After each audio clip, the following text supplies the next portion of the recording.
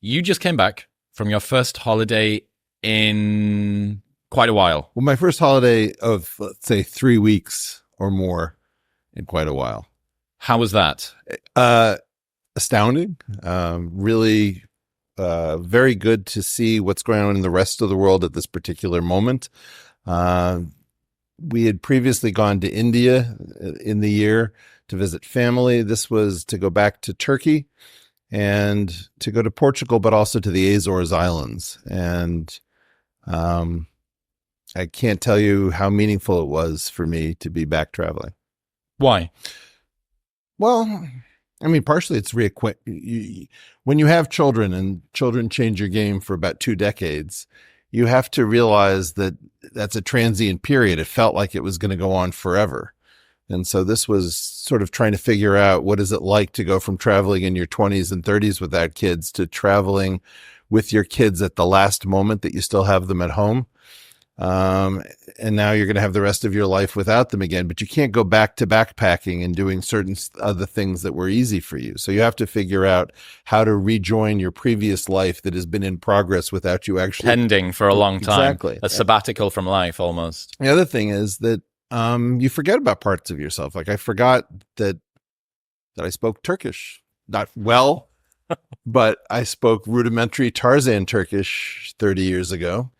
And to be back in Istanbul and to suddenly have words and phrases and things come back, and be talking to cab drivers and just people in the street, seeing the change. Obviously, there's been an enormous amount of change in Turkey. Portugal is fascinating, seeing certain things at the end of their life cycle. We were at a synagogue in Bursa, where the home of the Ottoman Empire, where they were down to like their last 50 people, which is a common enough thing when we visit diaspora Jewish communities, sort of at the tail end with the embers still glowing hot, but no chance for a rebirth. And then in the Azores, I was not prepared for the level of beauty that we encountered. There is a level of beauty that I've only experienced 2, maybe 3 times in my life that sort of leaves you physically sick, like ill. It's so beautiful that your body is the weak link. Like you might think that sugar is tasty, but if you were to eat a bag of sugar, you'd probably be sick to your stomach. And I would say this was like so much beauty that it was at an almost pathological level, and more than I think my family could really take in. We're just so moved. I've heard you say before about how a lot of the time you don't realize the last time you're going to do a thing with a person. Yeah. And a lot of friends, especially ones that are fathers, have told me the same thing. The last time that you'll bounce your daughter on your knee. You don't know when it's going to happen, but it's going to happen. There's also a really strange realization when you get deeper into adulthood and work out that probably by the age of 18 or 20, you've spent 97 or 98% of the time you're going to spend with your parents. And all that you wanted for the last 4 years was to be away from them. And now all that you want is to have a little bit more time, and it's all gone, and you squandered it while it was there. I'm on the ethnic program. We don't believe in this stuff. My children don't become adults at the age of 18. I don't care about the laws of the United States or the state of California. I think we do family wrong in the States.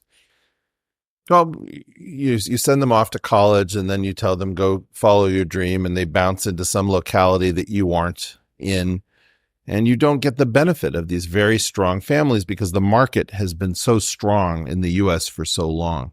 And the market more or less took over all sorts of duties that were assigned to families historically. And so the reason that people always say, oh, your families are weak, it was because our markets were strong. Right. And so insurance and opportunity, all of these things that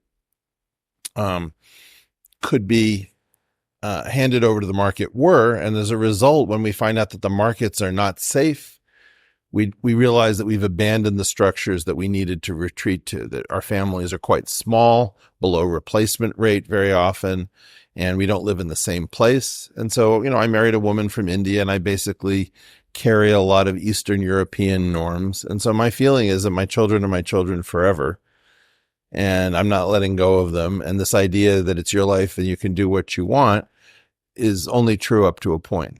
you also have a continuity issue. And this is normal, by the way. And it may sound weird in an American context, but I think that the world recognizes that we're links in a chain, and there's a certain amount that you get to do that's just yours because it's your life, but never go full Billy Joel. Yeah, pan-generational housing is something, being in Austin, people getting ranches, starting even 10 family mini villages with a bunch of other people.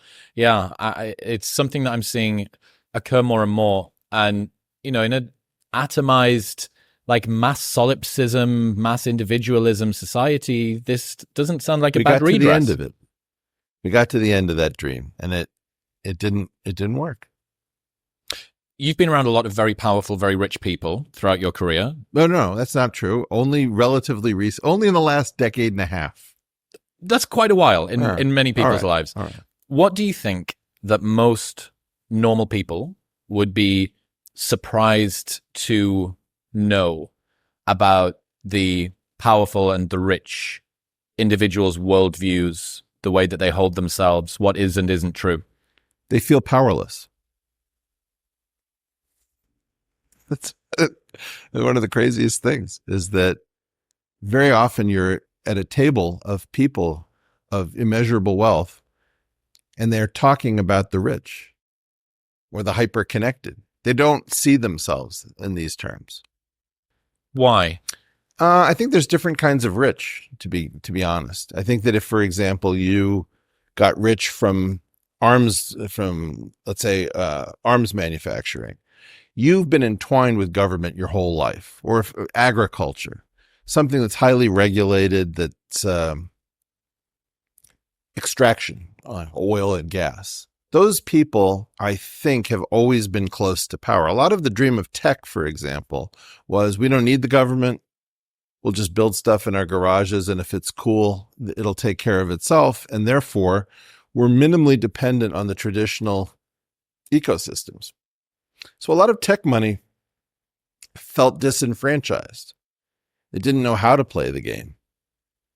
And that was both to its credit and a huge danger. But I think one of the things that I find very interesting is that when people are not rate limited by money,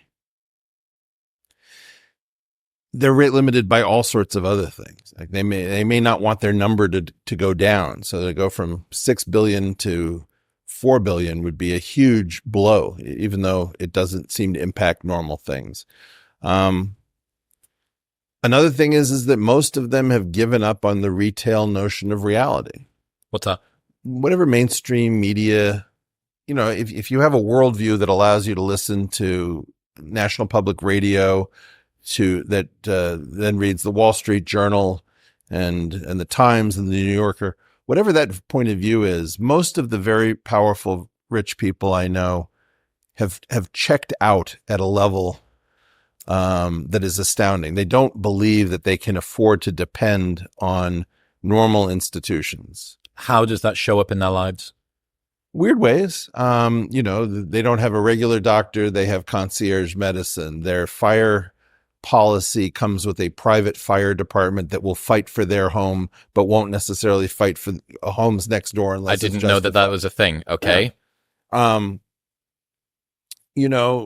It's not until you travel with some of these people that you realize that there's a secret corridor in the airport or a way of getting onto the plane. There's a lot of infrastructure built for a very small number of people.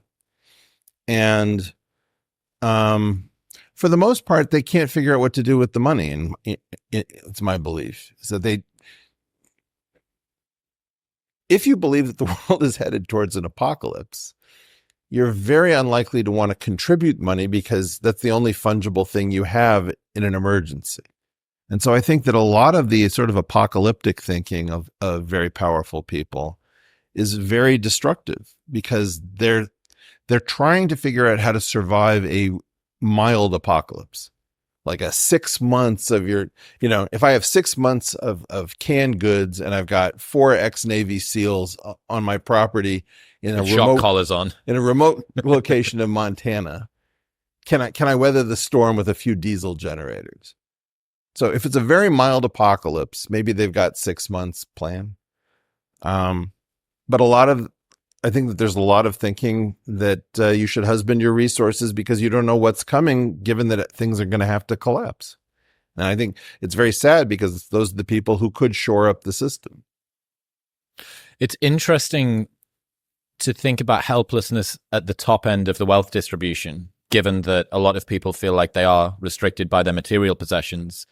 But it seems like, despite there being a lot of abundance, at least monetarily, the scarcity mentality scales all the way up. It really does. And particularly if you've been deprived early in your life, there's something that happens where you're nervous till your dying day that you're going to die under an overpass, right? I'm not kidding. One thing that I highly recommend, people never take me seriously, is a video game called a tower defense game of Plants versus Zombies. And Plants versus Zombies ends in a situation where you win all the things you can inside of the game, but somehow you still have the ability to continue to earn even though there's nothing left to purchase.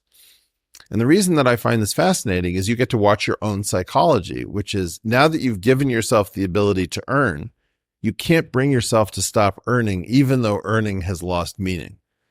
And so if you can't get to that in real life, you can at least get to that inside of Plants versus Zombies. And I highly recommend it because you have to give yourself some idea of, we have to cross finish lines as they come. If you decide, okay, when I get to $10 million, that's when I can afford to become a philanthropist, then you're going to get there and you're going to realize, no, the goals are going to, the goalposts are going to move. So think about how a waitress sees this. Waitresses do philanthropy almost from the beginning. They'll over tip somebody who gives them good service, and they can't afford it. And, it's a poverty trap when you're at the very low end of the earning spectrum. But I think there's something to take from that, which is practice a little bit of philanthropy and a little bit of kicking your shoes up and not always deferring, taking profit in some sense on your success. So make sure that all throughout your life, you're treating yourself to some luxury, even when you can least afford it. And you're just exhibiting a little bit of goodness, even though you feel like you desperately need to build yourself up, because otherwise you'll always push it out. There's a Morgan Housel quote where he says the best way to win the game is to stop moving the goalposts. And he's wrote this great book called The Psychology of Money. And it's true that most people treat their goals, their relationship to their goals is like the horizon, that for every step toward it they get, right, it then moves one step further away. It's probably more like the horizon on a spring or on a rubber band, that it gets a little bit closer and then it snaps away from you. And I've been around a lot of people that have got chunks of wealth, and it's a rare thing to see someone who doesn't still have that scarcity mentality, despite the fact that they've acquired it. You need to keep the scarcity mentality. It's not a mistake.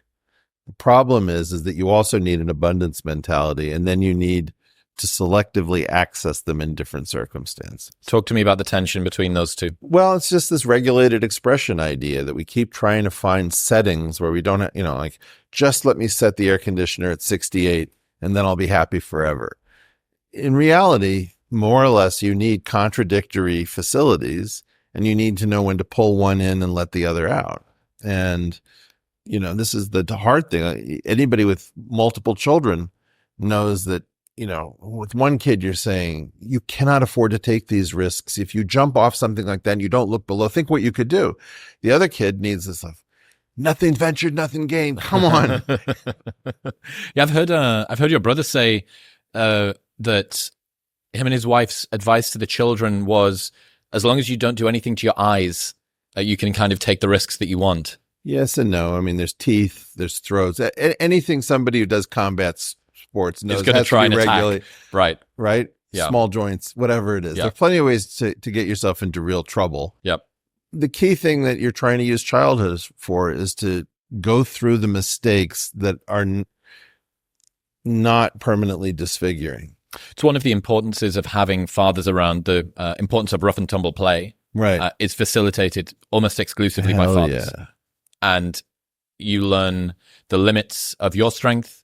You learn the limits of your body. You learn how high of a tree you can jump off and how high of a tree you can't jump off. You also learn to lose. I mean, I really hate some of this winner talk where basically people have no plan to lose.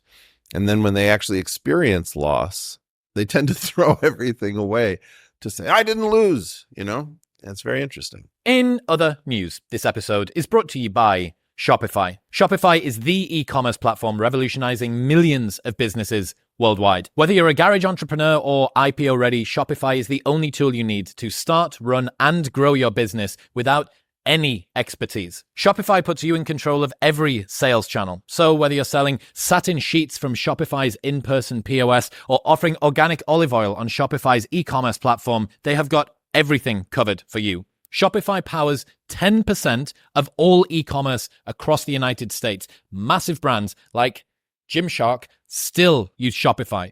That's how powerful it is. So if you want to start selling something, anything online, Shopify is where to start. You can begin a $1 per month trial period right now by going to the link in the show notes below or heading to shopify.com/modernwisdom. That's shopify.com/modernwisdom to take your business to the next level today. You met Jeffrey Epstein once. Yep. Talk to me about what that's like, coming face to face with somebody of that caliber. Whatever that means. Well, one thing is that there is a physiological reaction that corresponds to this phrase that, you know, the hair on the back of my neck stood on end. Like, that's a real physiological feeling. I don't know whether the hair actually does that, but it's exactly what it feels like. You're meeting somebody who is unholy. And, you know, one of the most interesting things is that he was beckoning into a world that didn't seem to exist but for him as the doormat. I think that's one of the things that freaked out a lot of these rich people is that he felt rich in a movie sense, which is not something that you find among actually rich people. What do you mean?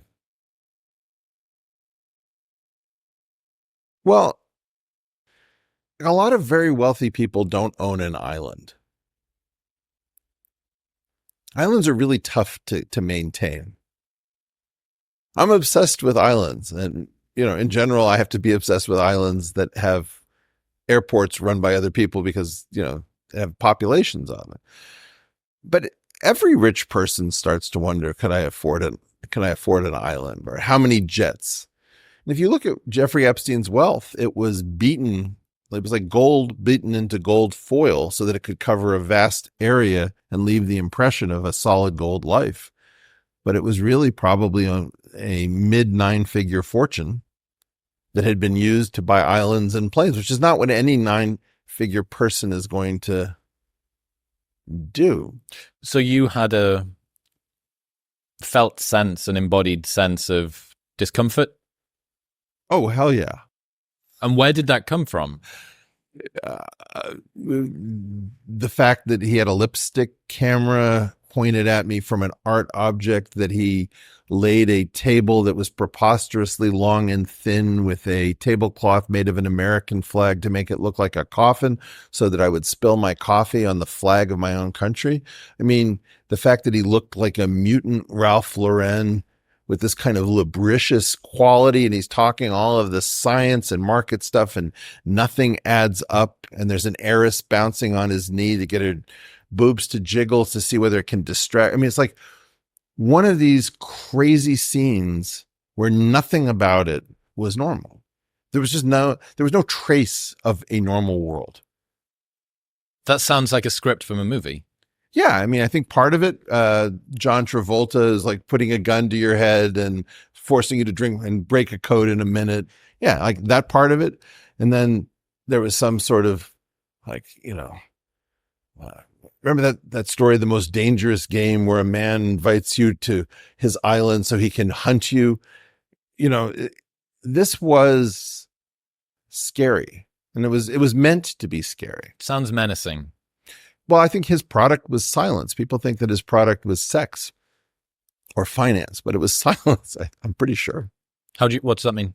If you're scary enough, look, rich people can get sex, but they can't necessarily get people to shut up afterwards.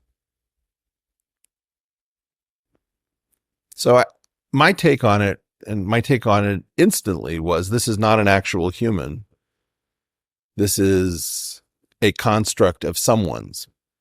Someone has created a fake human being called Jeffrey Epstein, who's a mysterious currency trading financier with crazy rules so that no one would ever invest with him. And I think that was to keep people from seeking his investment services. I mean, he's labeled disgraced financier, but nobody has a record of trading with him. He was sitting there, he comes into the meeting and he says, well, Eric, I was just doing some currency trading. And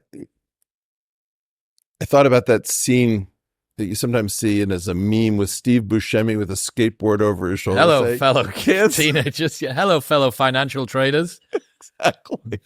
So I'm thinking, you don't really look like a rich guy who trades in markets. The thing that I'm finding myself intrigued by here is it takes a moderate amount of cognitive horsepower to be able to piece together this theater that you sat down at. Yeah. Deployed in a nefarious, malicious, manipulative way. Mm-hmm. But it's smart. What do you mean it's smart? Say more. It's not something that could be done by a simple mind. You think he did it? Oh, he has a team of manipulators? No, when I say I think he was a construct, I literally mean that. I think he was constructed, like fitted with a story. Oh, so you think he was a plant? No, I think he was a construct. What's that? Okay, you're going to have to dig into it. I think Jeffrey Epstein, super genius financier, was not a thing that existed. Where did the money come from? You're going to mumble Lex Wexner? Okay, so that's what you mumble. But then, there's this missing fortune of Robert Maxwell and this fortune of Jeffrey Epstein that we can't explain. Are those the same fortune? Now, it's like a conservation of money principle, that if you have a fortune that's missing and you have a fortune that can't be explained and they're connected by Ghislaine Maxwell, I don't know. Why is it that no hedge funds, what is it? They file form, I forget, it's 13F. There's certain forms that you have to file. Nobody's ever asked for these things. Who's his prime broker? Where has somebody gone over the prime brokerage? What are his trades? He would have to move the market if he was, doing a yard of euros or Swiss francs or who knows what, like $1 billion. That would move the market. So there's no way you can fake retroactively a hedge fund of immeasurable size that trades currencies. I don't think he was a currency trader. He told me he was a currency trader. So when you say a construct, who constructs? Who's the builder? I don't know. I would imagine some version of the intelligence community. Sometimes somebody's cover gets blown.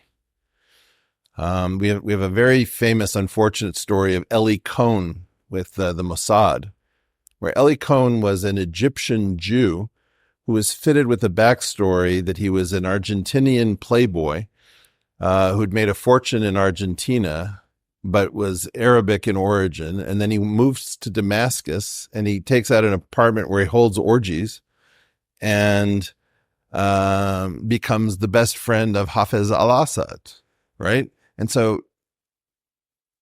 that's an example of a story we know. We know how the intelligence communities of the world create people who don't really exist.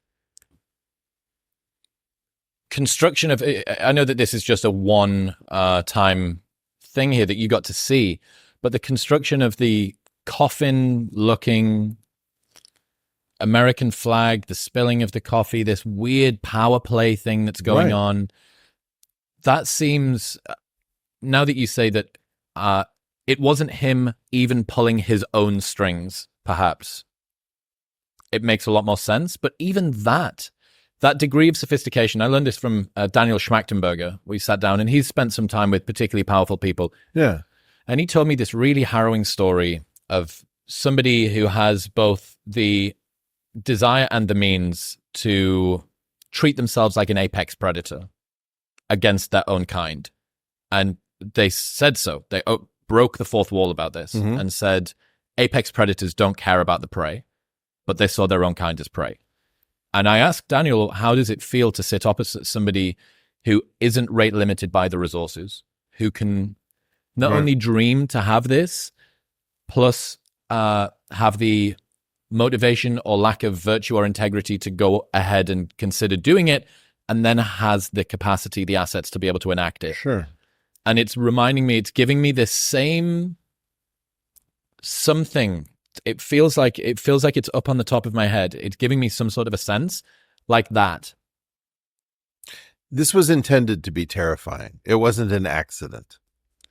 It was intended to be as fascinating as it could possibly be, which it was, and terrifying at the same time. And it achieved both. It achieved both objectives. I mean, I was given an opportunity to meet him again. I didn't know what to do. I mean, the other thing that I just found really weird is that he knew about my research, and it turned out that he was connected to my graduate department at Harvard. So he had a connection to the Harvard math department, unbeknownst to me. I don't know when that began. I know two of the professors he was connected through. But this is some unholy story. It has nothing to do with Jeffrey Epstein. It has to do with whatever this thing was. We tripped over a thing. We tripped over a structure. We named the structure Jeffrey Epstein. It must be very unfortunate in some regards for whoever it was, if that's true, that was in charge of this construction, that people got T-shirts with his name printed on them.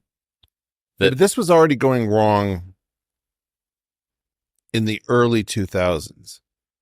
You see, my sense of this is that this was a pre-internet plan that lived into the internet age and couldn't survive contact with the internet age.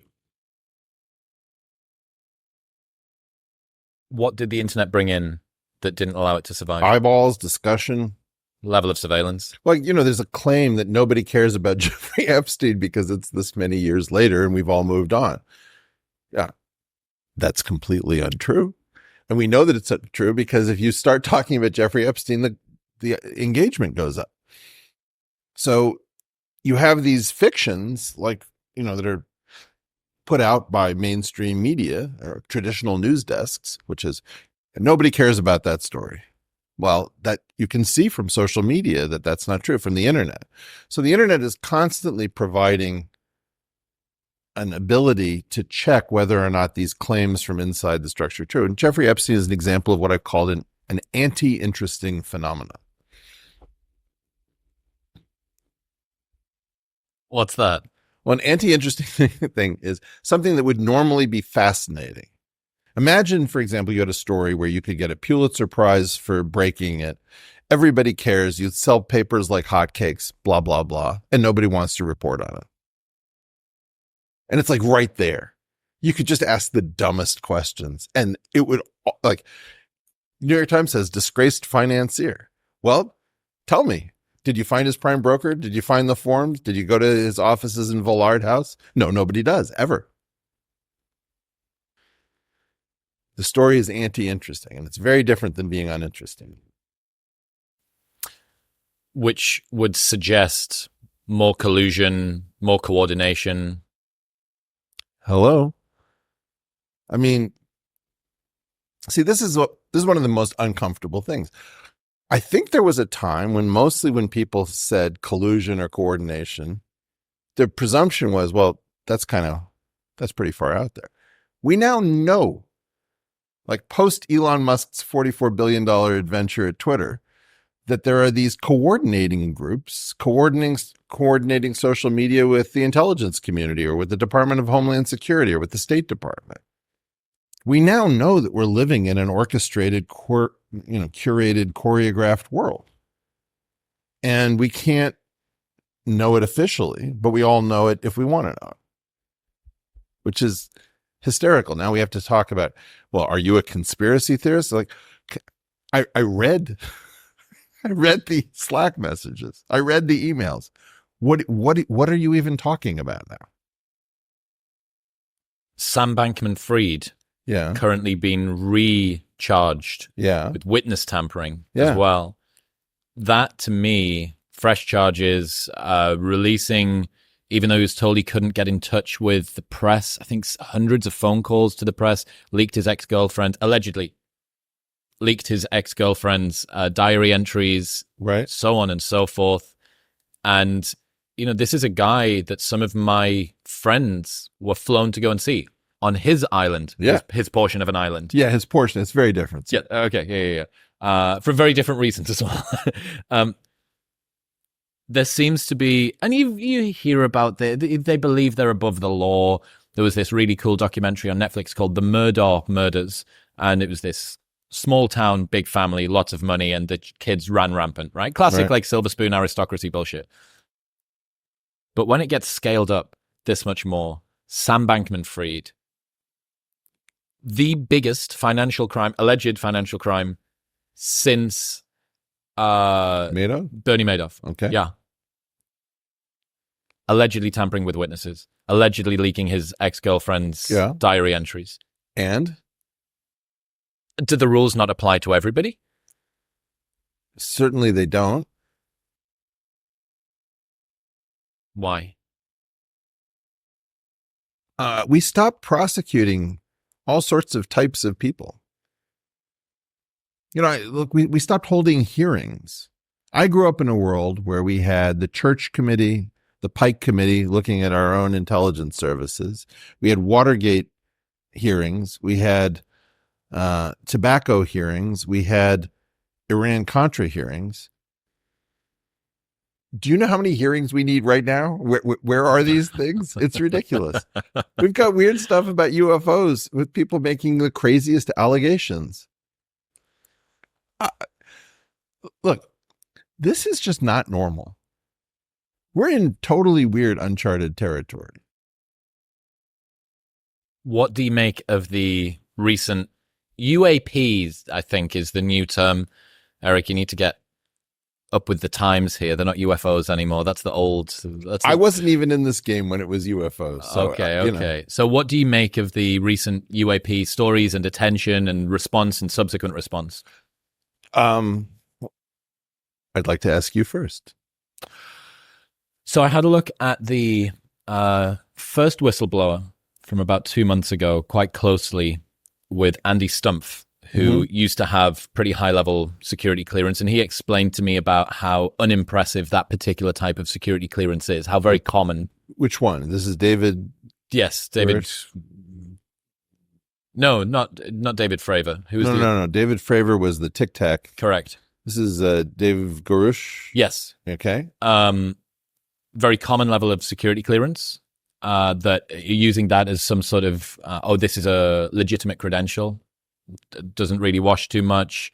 That it was it was third-hand information mostly, second-hand information kind of. I heard from a person who saw or who heard. Right. It just seemed to me to be rather, on the face of it, unimpressive. That release. I see. What did you think? Well, like I've been telling everybody, these are highly conserved stories. This is not the only person I've heard this story from. I've heard this from multiple people. There are various versions of this secret world which play out as space opera. You know, then MJ-12 became the real government that only even the president couldn't understand, you know? And it's like, okay. So that's the weird part about it until you start realizing how sober many of the people are who believe this and who claim to have had direct contact with it. And then you don't know what to do. I mean, in other words, whatever this is, there is a thing. It's not necessarily little green men. It could be, for example, that they mock up a floating spaceship in a hangar and then they drag people past it and say, whatever you do, do not look to your left or right or you'll be shot. And then, of course, people look. And then, like, mission accomplished. Now people will say, oh, my God, you have no idea the U.S. has incredible technology. And then maybe the idea is you've got a cover story. Maybe you've got your adversary investing in things that don't make any sense. I don't know. But there's nothing here. This is not about Mylar balloons and seagulls anymore. I'm trying to come up with a word for it, but it's like recursive false flags. Yeah. In a way, where the goal is not to give or hide truth.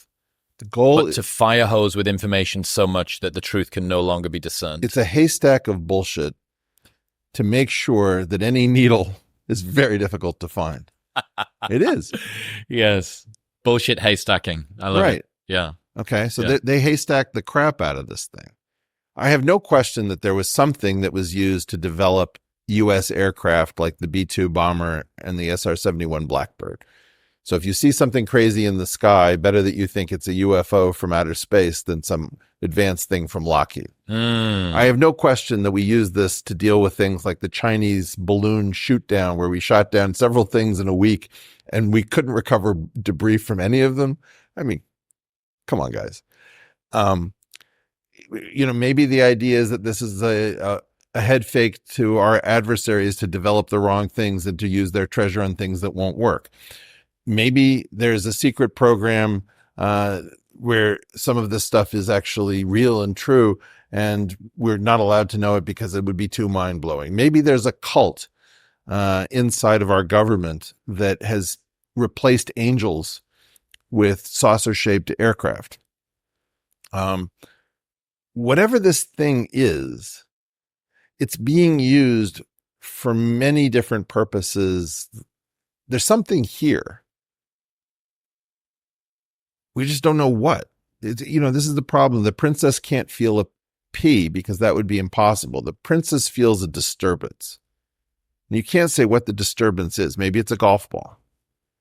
Maybe it's a cantaloupe. Maybe it's a banana. But whatever it is, there's something wrong with the mattress. Yeah, it seems to me this fire hosing, the goal of uncertainty. Right. How do things muddle out? Who wins in a muddle is a great question we're not taught to ask. Sorry to jump in on that, but tell I just me more. Always look for who is trying to muddle to win. Like, very often you're in a dispute with entrenched status quo, and somebody will say, well, I guess we'll have to agree to disagree on this one. I'm like, oh, well, who wins if we agree to disagree? Oh, it's you. Right?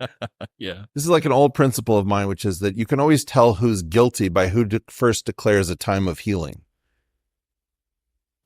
Why? Why is that a razor to use? Oh, because if you do something wrong and the public is clamoring for your blood, you say, there's been too much blame and finger pointing on all sides. At me. I think what we need is to come together and declare a time of healing. For me. Right. So I believe that in general, whoever declares a time of healing is suspect number one. That's a very nice razor to use. I wonder about this. Oh, how would you say? Epidemic of uncertainty. Brilliant. Speaking my language. And I wonder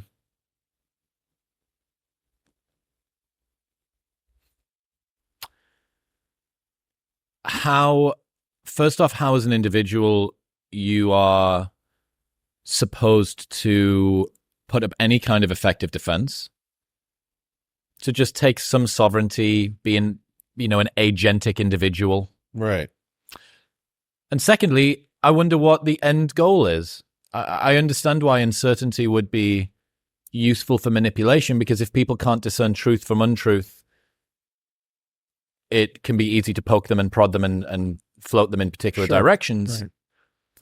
But it also seems like, I don't know, kind of also useless as well, that some people non-insignificant large cohort of people will just reject it entirely, which That's what actually they're doing.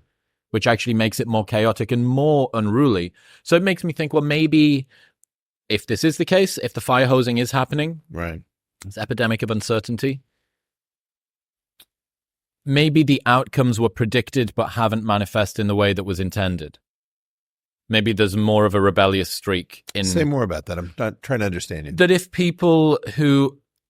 if you make the public very uncertain about most things by Right. overloading them with information, or by even it doesn't even need to be coordination. It could be a byproduct of having 24/7 access to the entire world's population through Twitter and Instagram stories and blah, blah, blah. Right. There is so much I can no longer discern, even due to a multiplicity of opinions that's not coordinated to be a multiplicity that go in opposite directions. Right. If it was coordinated, the outcomes that are occurring at the moment, a lot of the time, don't seem to be happening with people just, roll over, tell me exactly what to do. There is a massive, non-insignificant cohort of people that say, I'm checking out, and I now no longer trust anybody at all. And Right. that doesn't Or seem... anything. Yes, and that doesn't seem to be, if the goal was ease of control, that doesn't seem to be effective for the person that wanted that or the group that wanted that to be the outcome. First of all, I'm really glad to get a question about this as a sea change, which is that our lives have become wall-to-wall uncertainty. We can't discern. If the Japanese attacked Pearl Harbor today, we would spend 10 years discussing whether it was a false flag, whether it was actually the Japanese, whether there was any attack, whether it was a soundstage, whether it was a psyop, whether it was a,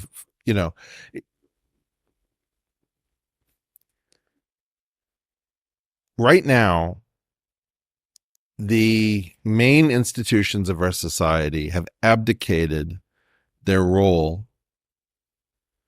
for public-spirited adjudication of what is true based on expertise. And so what you're seeing is people coming to hate experts and coming to hate institutions because they're realizing that these institutions lie to them at a level that they've never considered unless they were Alex Jones fans to begin with. And so what you're having a large number of people waking up to the idea that, yeah, there really are organizations and working groups that determine what you hear from a multiplicity of venues. It's the same message relentlessly.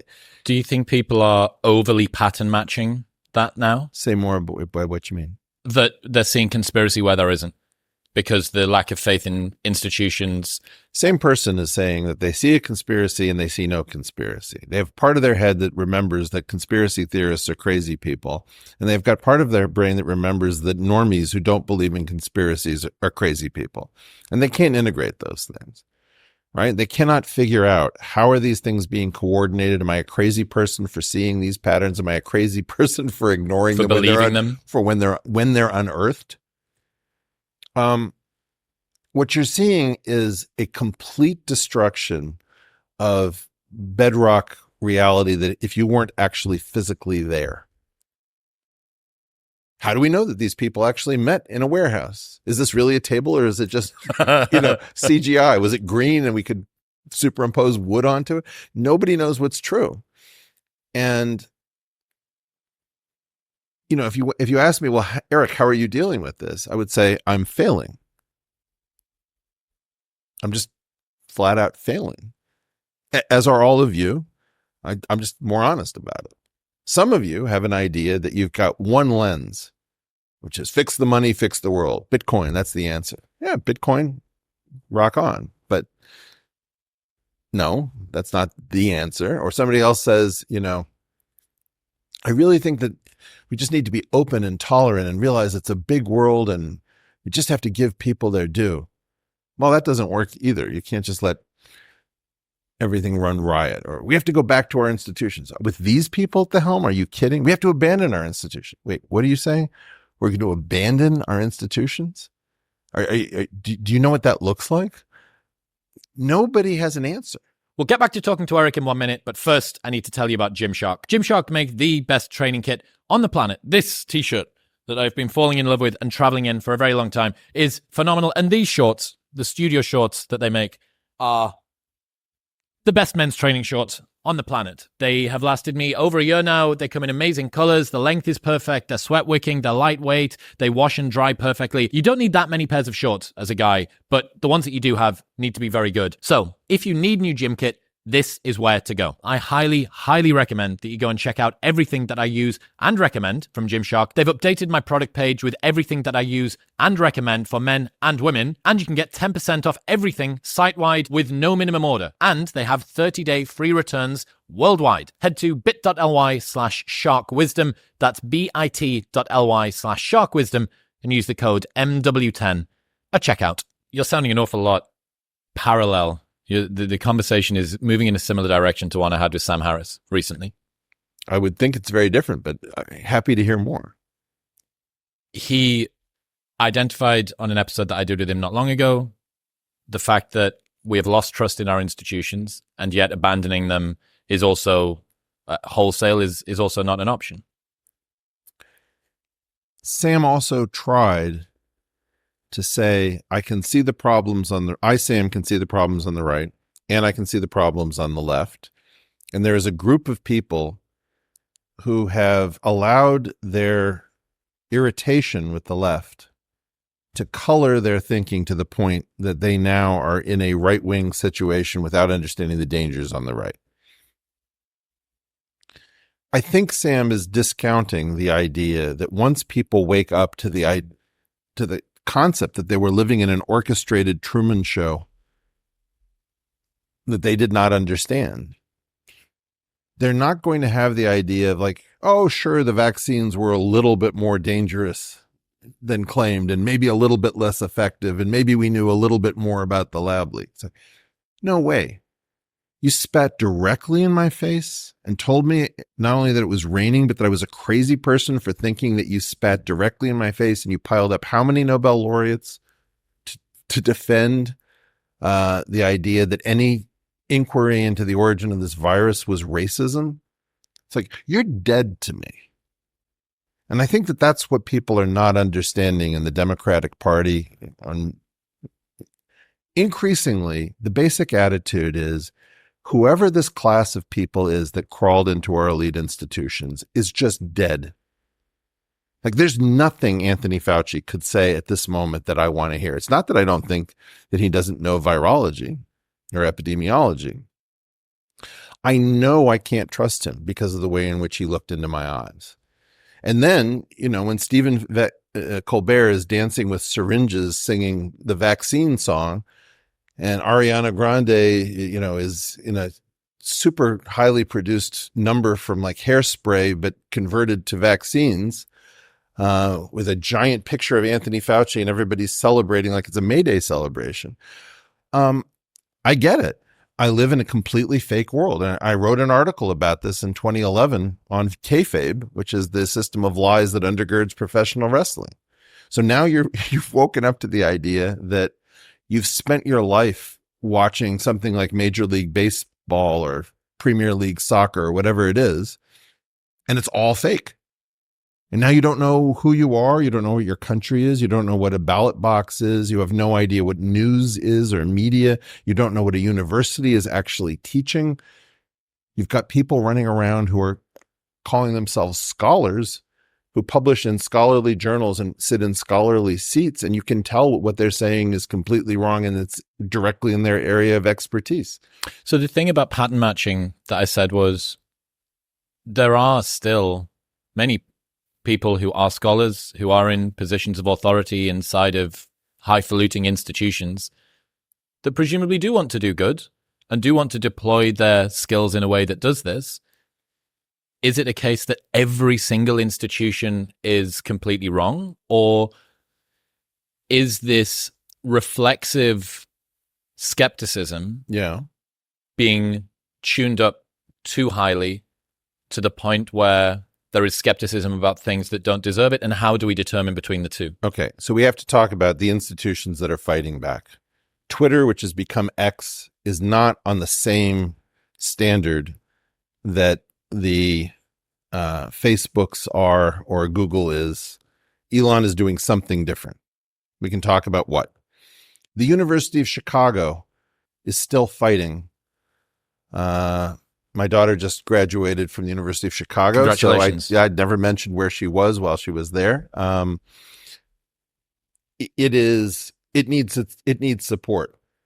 We have to support the schools that fought back, for example. I believe Ohio State fought back, and there's a school in Oklahoma that fought back.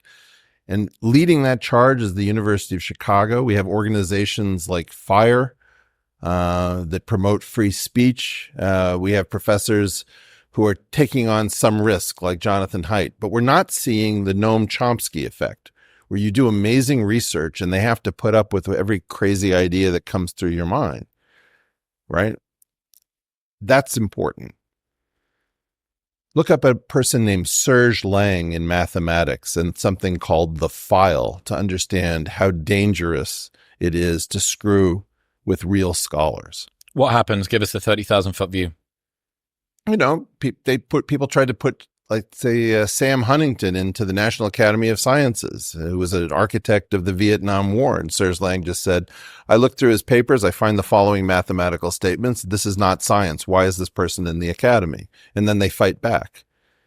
And I fought back with Serge Lang when he was at Harvard, where we tried to engage Sam Huntington on that topic.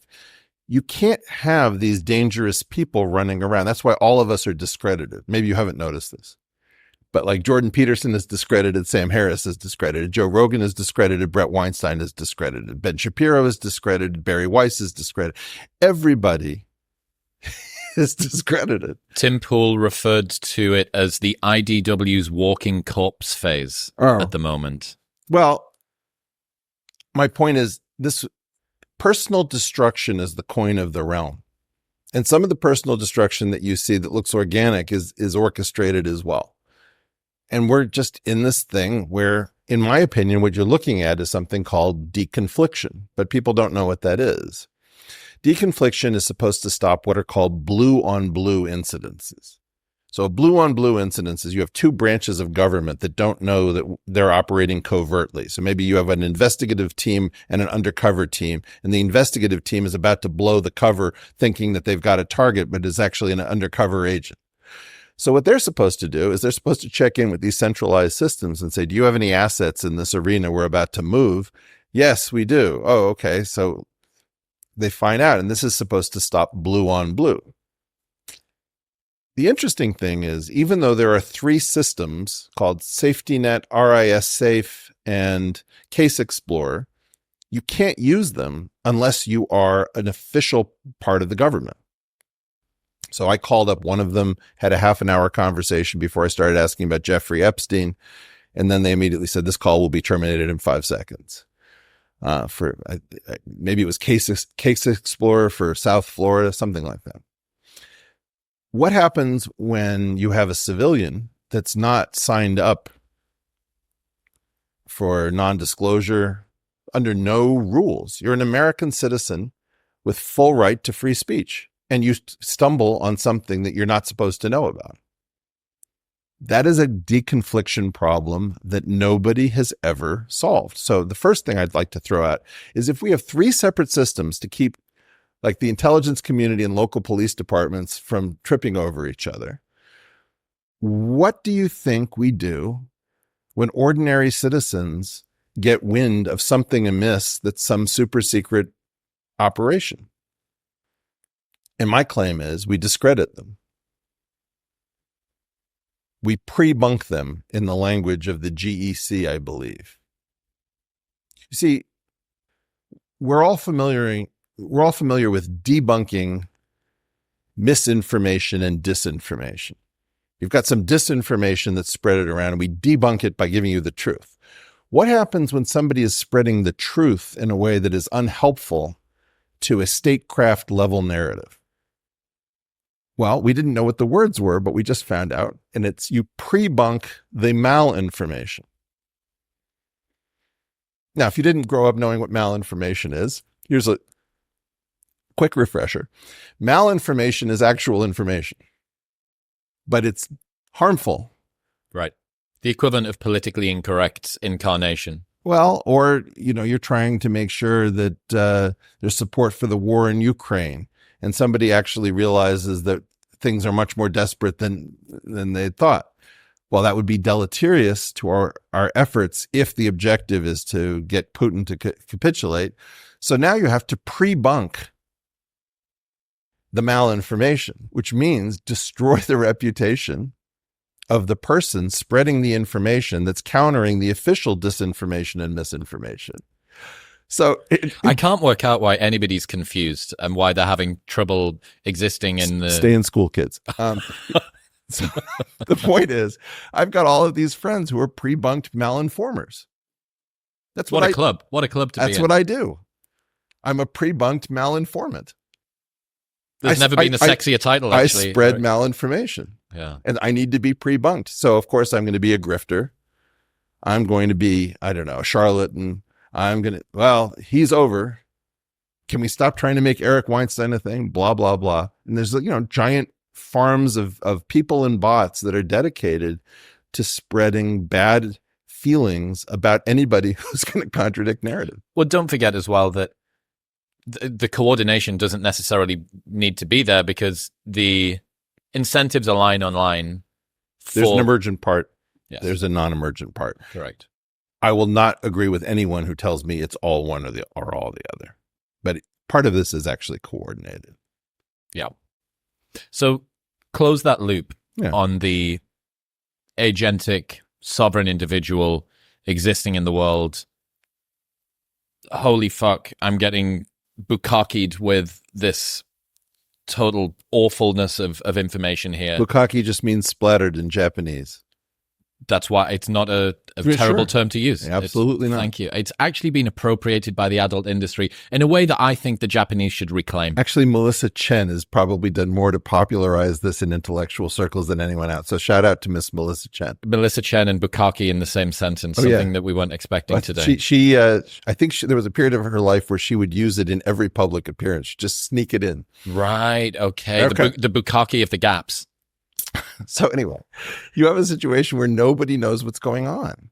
And I don't think Sam is comfortable, by the way, being here. Like, you're in open water and you have all of these instructions about what to do when you're swimming near land, which is, try to align yourself with the shore, don't fight the current. And like, that's not where you are. You're just in open water and you're treading water and you don't know whether there are oceanic white tips around and you don't know whether you can keep this up for much longer. But there is no land. There's a big difference with Sam. Go a little deeper. Make that a little plainer for me. You cannot trust Harvard or Nature. You cannot trust the Office of Management and Budget. Or the Lancet. Or the Lancet. Or the Bureau of Labor Statistics. You cannot trust any newspaper that I'm aware of. You cannot trust the CDC or the NIH or the WHO. Now, people will hear that and they'll say, oh my God, Eric, you're spreading distrust and fear. It's like, I'm a pastor. Shoot the messenger all you want. All of those institutions are out of control. And we all know it. And entirely out of control? No. Mostly out of control? I did this on trigonometry. We have this anti-institutional point. How is it that the airlines can't keep my seat clean and can't make sure that I'm able to recline it properly or that the Wi-Fi doesn't go out, and then their planes never crash? So the institutions are functioning and not functioning. They're lying and telling the truth. They're getting it done and failing outright over and over again.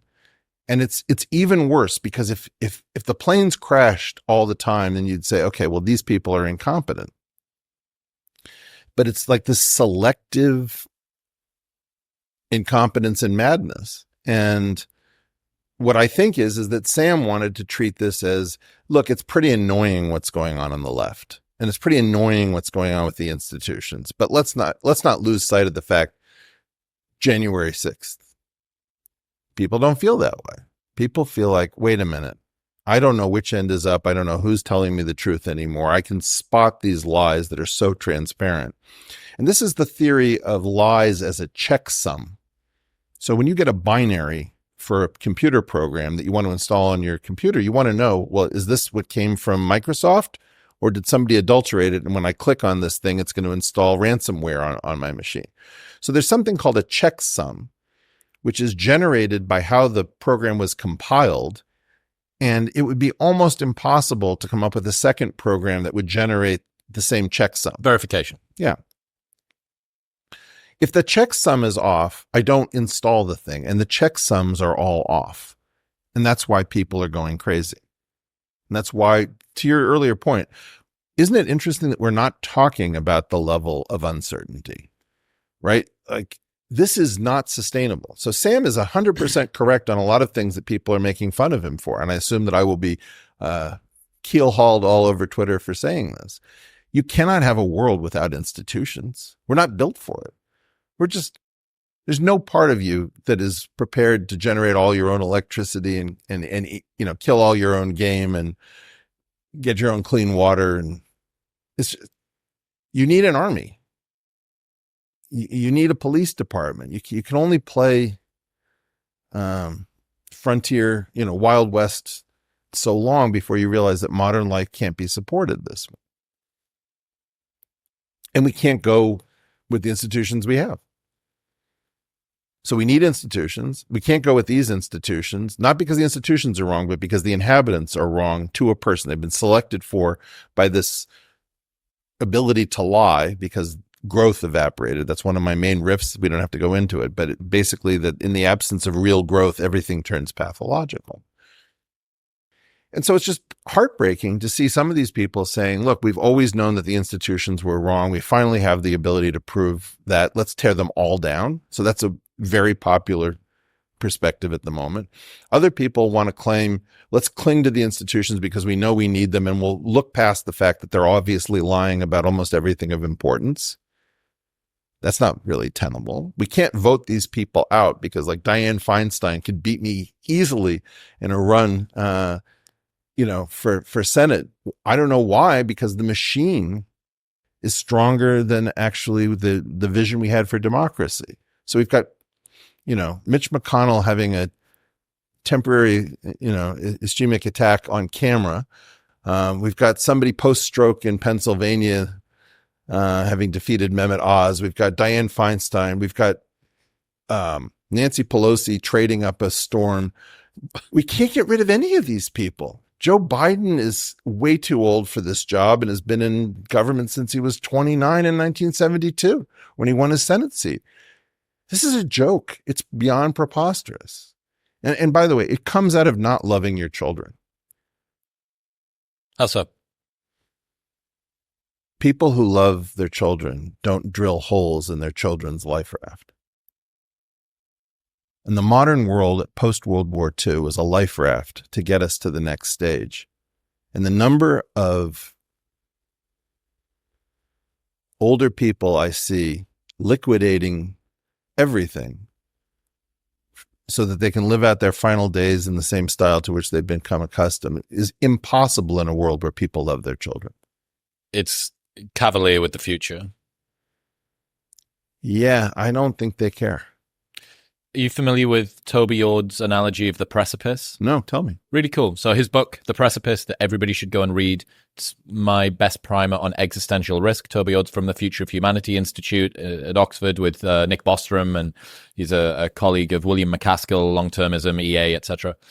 And he uses this example of, you can imagine on a journey, a particular individual getting to a beautiful, lush, abundant meadow would have to take a treacherous mountain path. And along this mountain path, there is a particularly thin, small, steep, sharp, uncertain, unstable part of it. That's the precipice. And he talks about, I like to think about it like an hourglass. Okay. You have width with room, and then you have a choke point. And at that choke point, things can get dicey.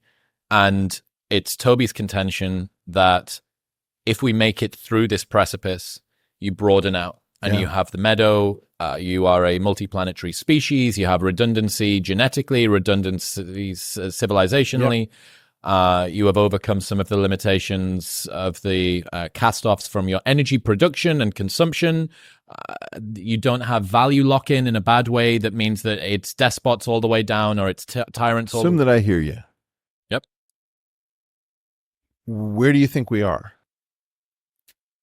It feels very precipice-y. Yeah, doesn't it? Yeah. What's more, as one of the only people who are really seriously hitting this multiplanetary note, there is no interest in this. From who?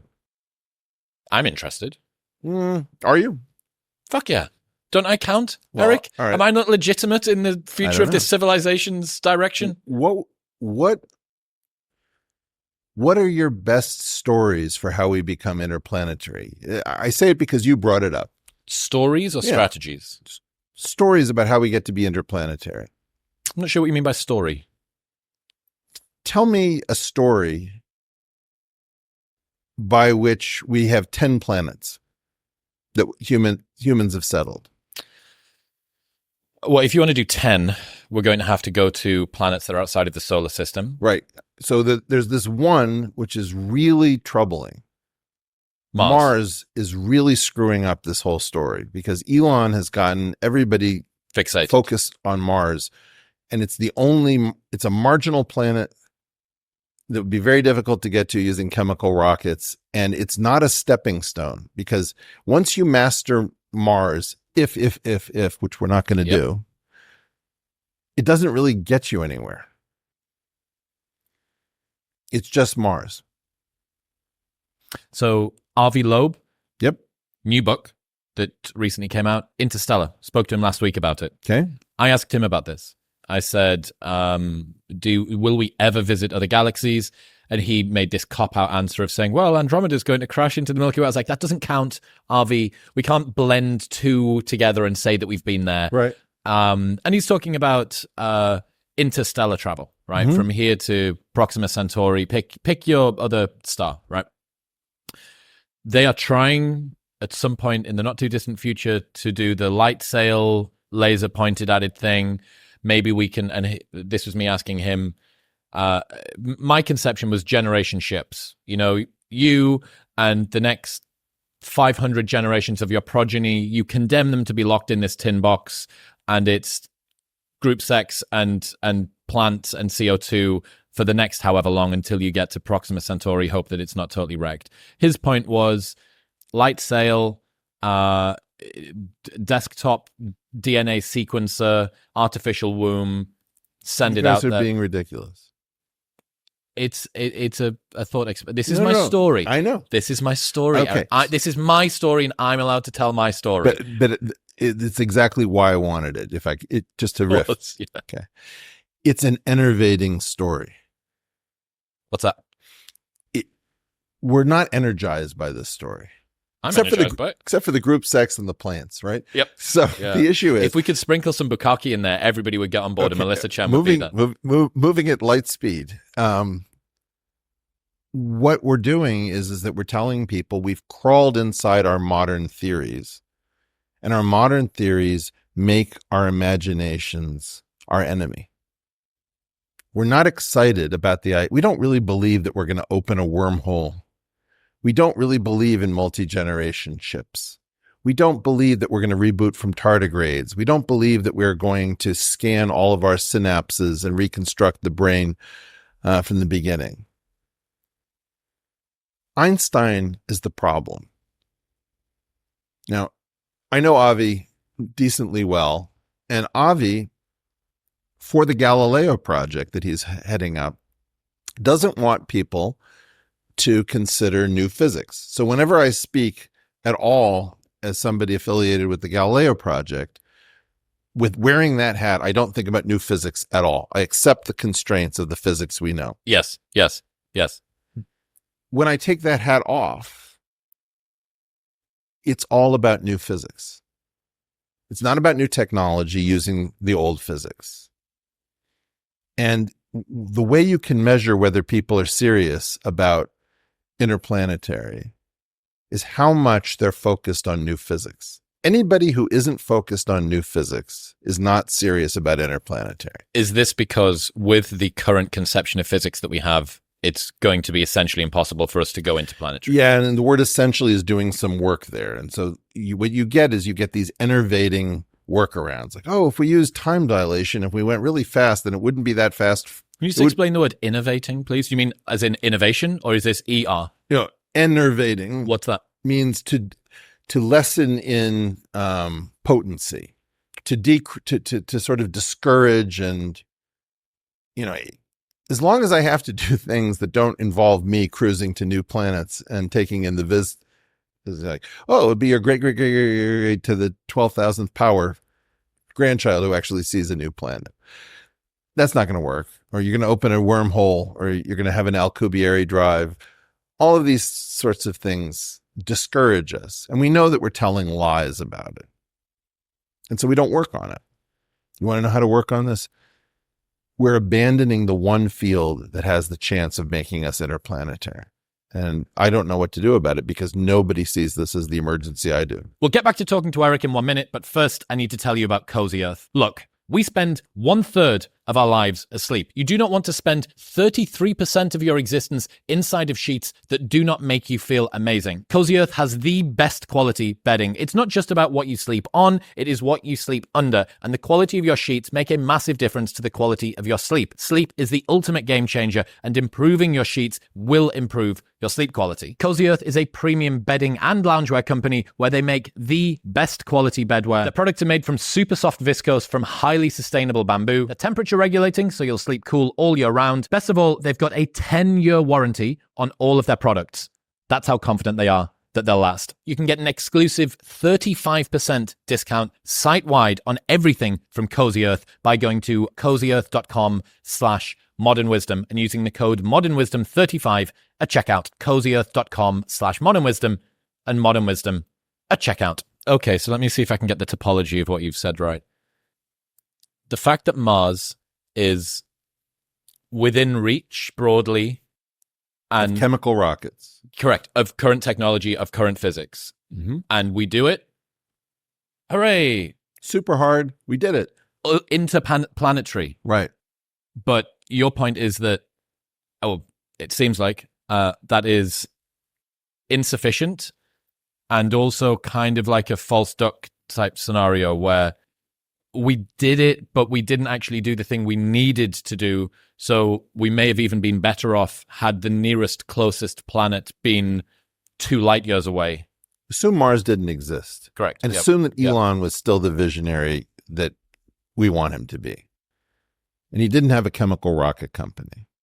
I'd like to think that he would be focused on physics. I would like to think that any of these people would be focused on physics. Take anybody with 11 figures. What is your allocation to building a life raft to get humans out of here?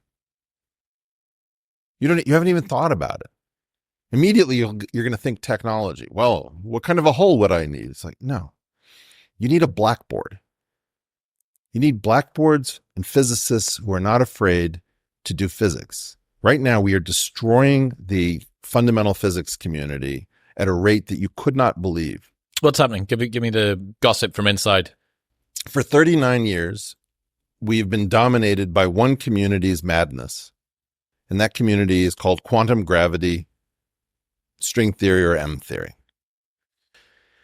It changed what we were researching. Its cardinal sin is not about string theory. It's not about quantum gravity. It changed the questions that defined what it meant to be a fundamental physicist. So if I say to you, how many generations of matter are there? I don't know. You don't know that it's 3 because we don't talk about that all the time anymore. Or if I say, do you know why is matter chiral? You wouldn't know about that. Or if I said, what's the nature of the quartic potential for the Higgs field? Or why is there a Yukawa coupling in one case and a minimal coupling somewhere else?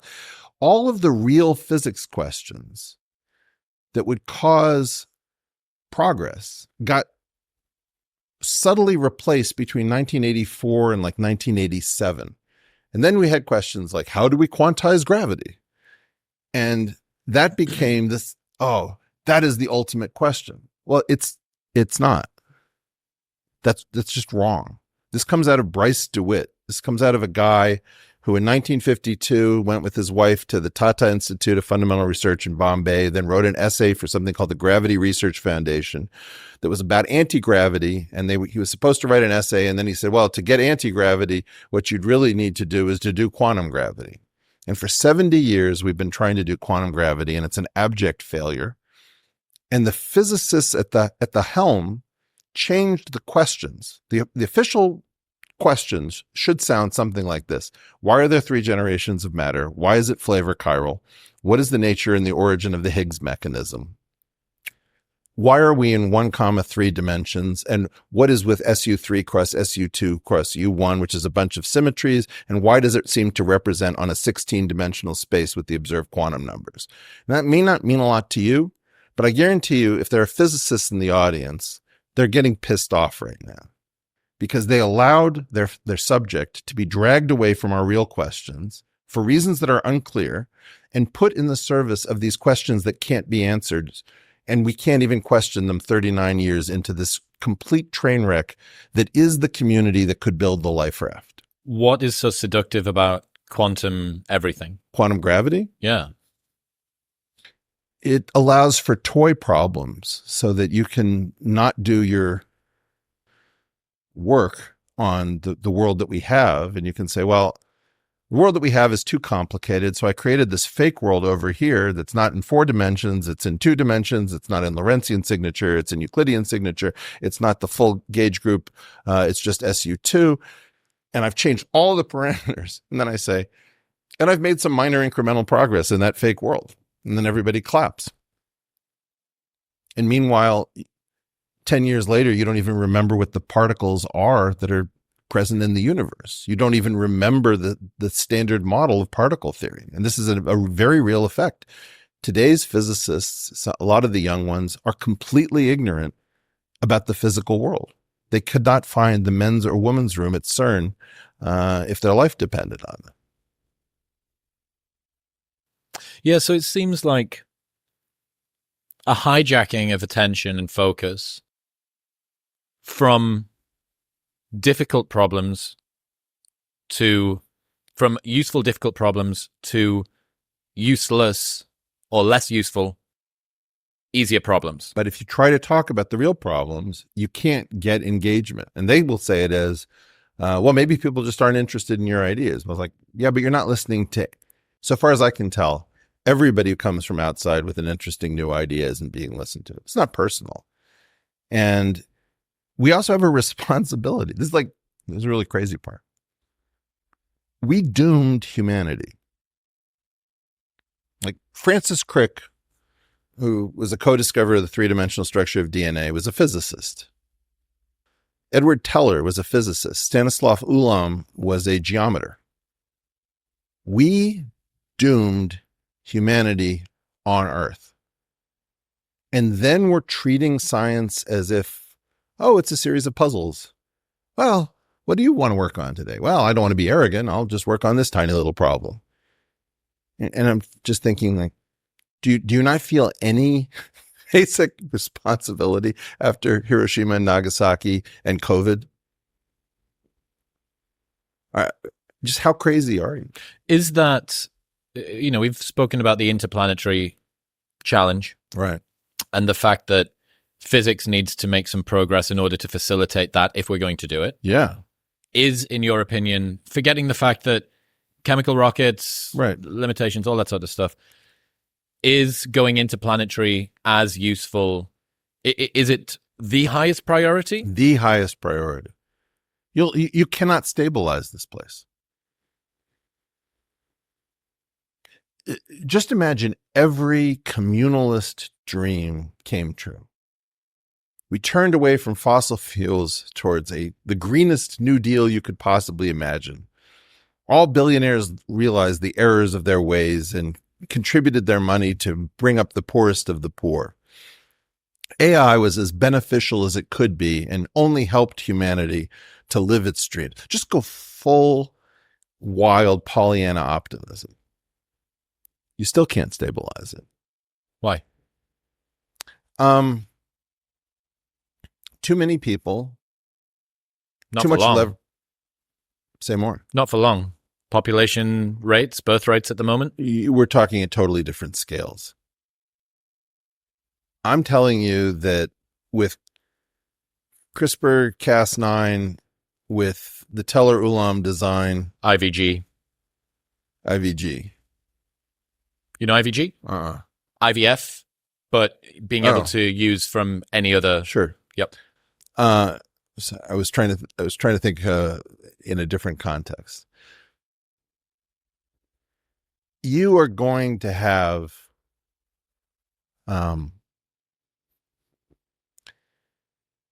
people. What happens when you distribute the coronavirus because everybody's had it? You've had it? I got an antibody test and I had it, but never felt it. Okay. So yeah.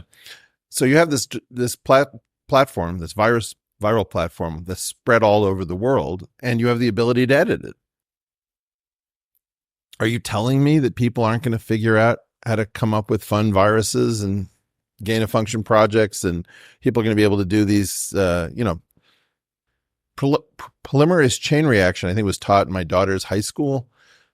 Are you familiar with Nick Bostrom's balls from the urn analogy? Yeah, vaguely. Yeah, so for the people that don't know, you can imagine that you have an urn, and each time that you make technological progress, you pick a ball out, and you don't know what color. Some are white, perfectly good. Yep. Some are gray, bit of good, bit of bad, and some are all the way down to black. And black is permanent, unrecoverable collapse. Right.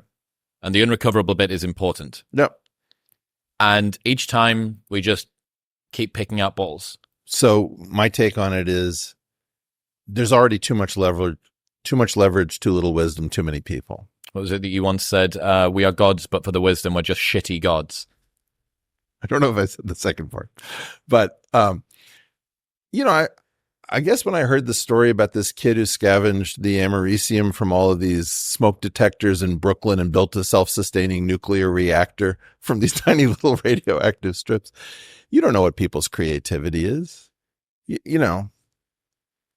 I found it fascinating when I was growing up that I was the only kid who knew that gunpowder or black powder was 75% potassium nitrate, 10% sulfur, and 15% carbon. Like you could just make it.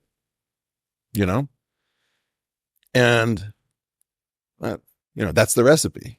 And that just blew my mind that the rate limiting step was that people didn't know that potassium nitrate was saltpeter or where to get it. It's like meat tenderizer. But mostly we're saved from this stuff because nobody's so sociopathic and competent that they go for these high leverage attacks. That's going to end. That was like what happened on 9/11. I always wanted to know, why were little kids allowed to go into the cockpit of a plane? You used to be able to meet the pilot. I remember meeting the pilot. I remember doing it, yeah. So that's where we are now, is that we've got all this high leverage stuff, and you're going to see nuclear proliferation. Eventually, you're going to get some despot backed into a corner who says, well, this is my only move. Well, I mean, for the nuclear concernists out there, at least what I know. Wouldn't that be all of us? Everybody is concerned, but for the people that are, nuclear war is a genuine X risk, permanent unrecoverable collapse. You can set them all off unless there's like 10 to 100 times more than we think that we have, which there very well could be. It seems difficult for it to be permanent unrecoverable collapse for me as a true X risk. May I say something? Yeah. This is ridiculous. It's bad enough that it would completely transform life as we know it. You would agree with that? Absolutely. Absolutely. It's time to get serious about things we can actually do. And the most interesting thing is that nobody's interested in interplanetary physics. I've never seen anything like it. Interplanetary physics would be physics in service of us becoming interplanetary, or is there something specific about the way that planets figure together? No. It's about. Let me give you an analogy that's more than an analogy. Assume that somebody hands you a physical paper map, an enormous one, okay? and you're trying to navigate it on this table that we have here. You're starting to do motions like this, where you're moving the paper across the table, to get from Los Angeles to Fresno, California, if it's at the right scale. And it might take you a long time to do that. Okay, but now you have somebody trained on an iPad. What are they going to do? Well, they might do that, but that's not the key thing they're going to do. They're going to do what is called multi-touch gestures. And the one that you're thinking of should be pinch to zoom. So the most natural way to do this is to treat it not as if it's a paper map, but a stack of paper maps. And you want to go to the one with a different scale. If you were doing this on an iPad that was mirroring this, the key point is that the paper map doesn't have an extra dimension to play with.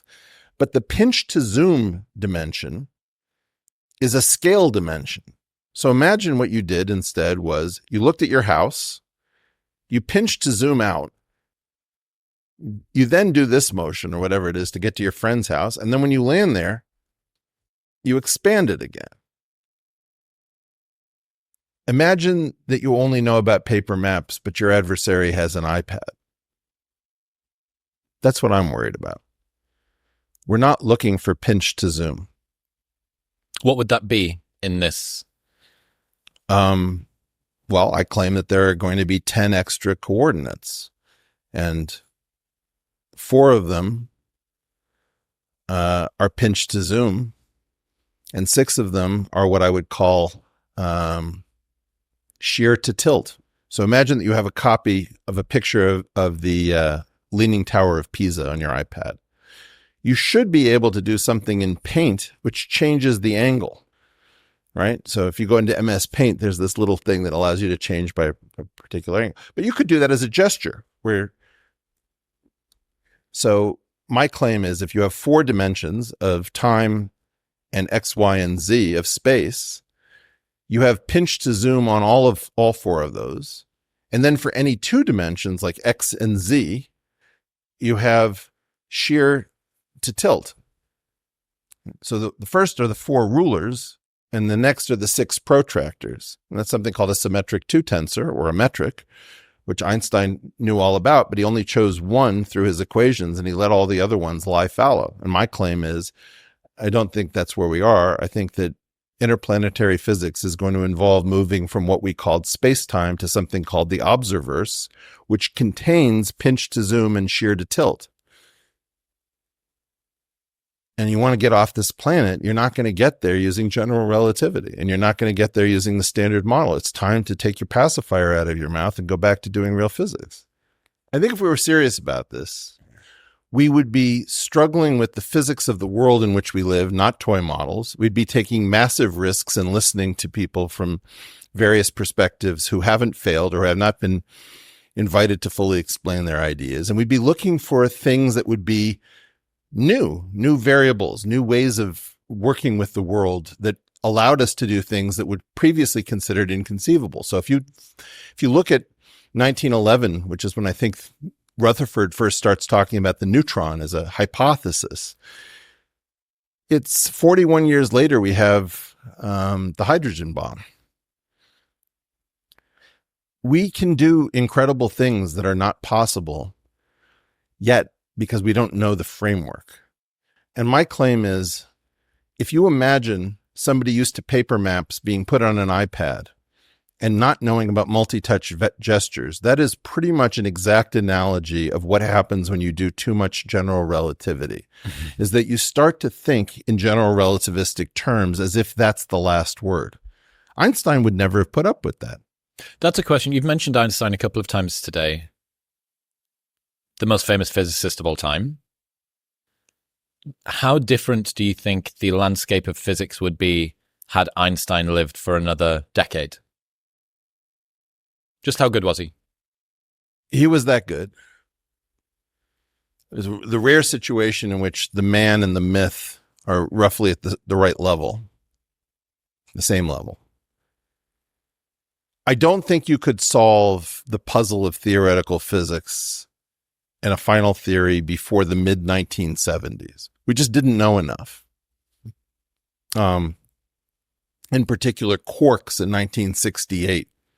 You needed confirmation because they're not obvious in the world. They're stuck inside of protons and neutrons. And if you thought that protons and neutrons were fundamental, you wouldn't be in contention. I would say that the first time you could really guess the answer would be around 1975. And I don't think Einstein was in a position to guess the answer. I think he was very caught up in a Riemannian framework, which is that you deal only with length, angle, and the curvature of the space in which you live. There's sort of a more modern viewpoint on this that he could have understood, and I don't know to what extent he showed any recognition of it, but a lot of his thinking was really well suited for the world in which he lived, where he could do these thought experiments in his mind about falling elevators or train cars or whatever. Dirac was every bit Einstein's equal. We don't know how to interact with Dirac because Dirac was so strange. And Einstein kept throwing off wisdom at an incredible rate. If you read Ideas and Opinions or Out of My Later Years, you have an idea of just what a sage this person was. Even when he's screwing things up and making mistakes, it's all sage-like.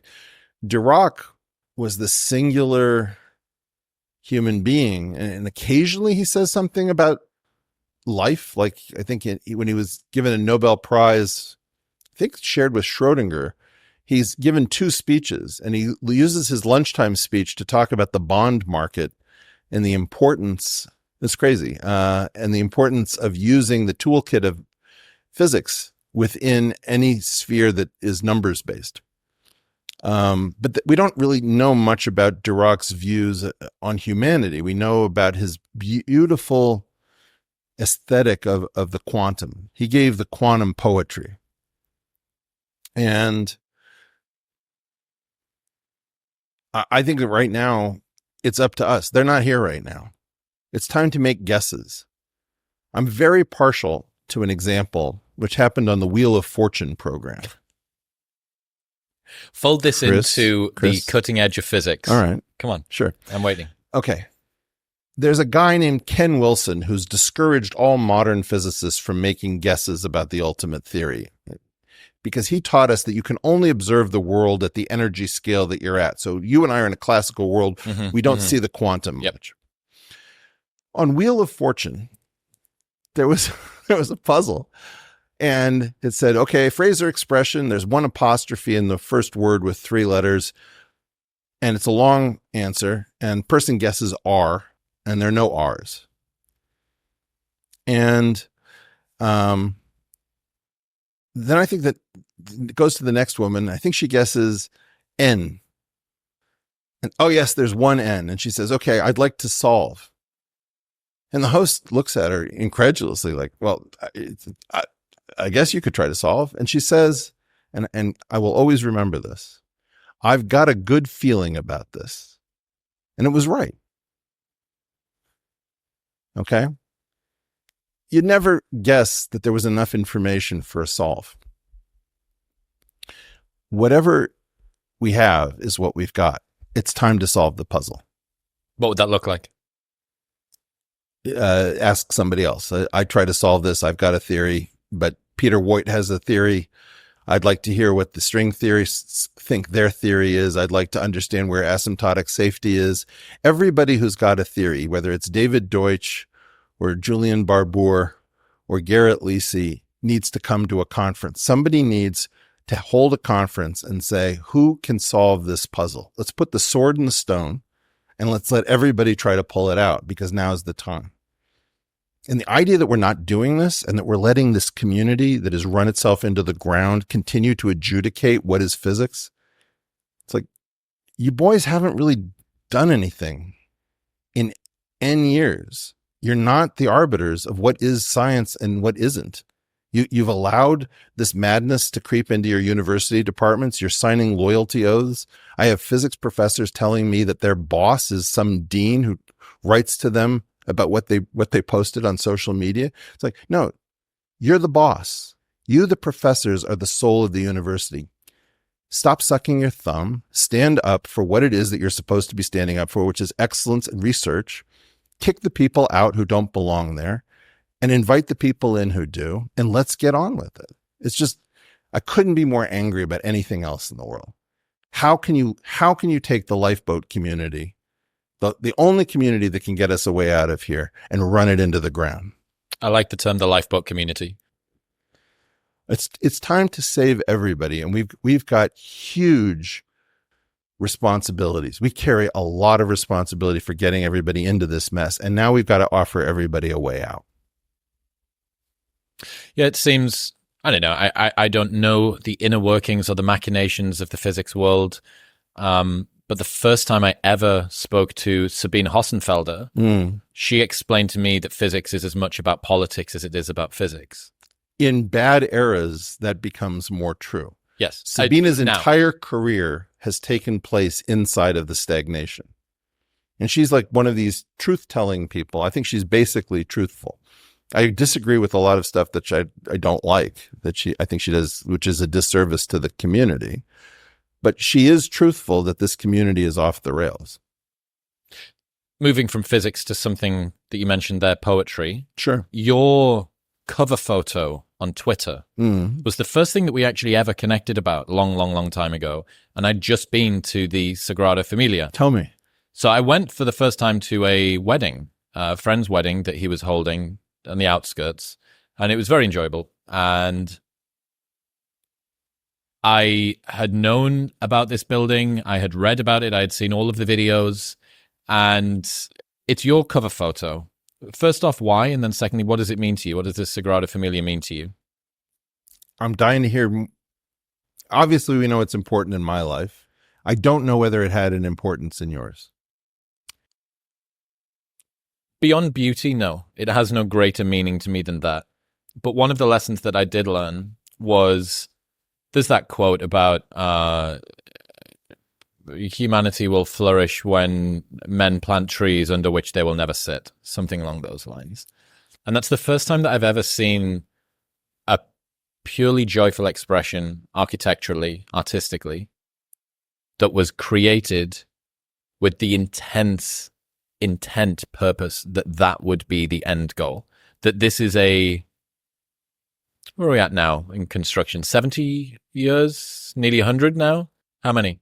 I don't know, but it's lots. Still going. Yeah. So, and it's not done. And I think and we can't even figure out what his vision is. So we've allowed other people to put their vision. Step in and. Yeah. Because there's only one of him, Gaudi.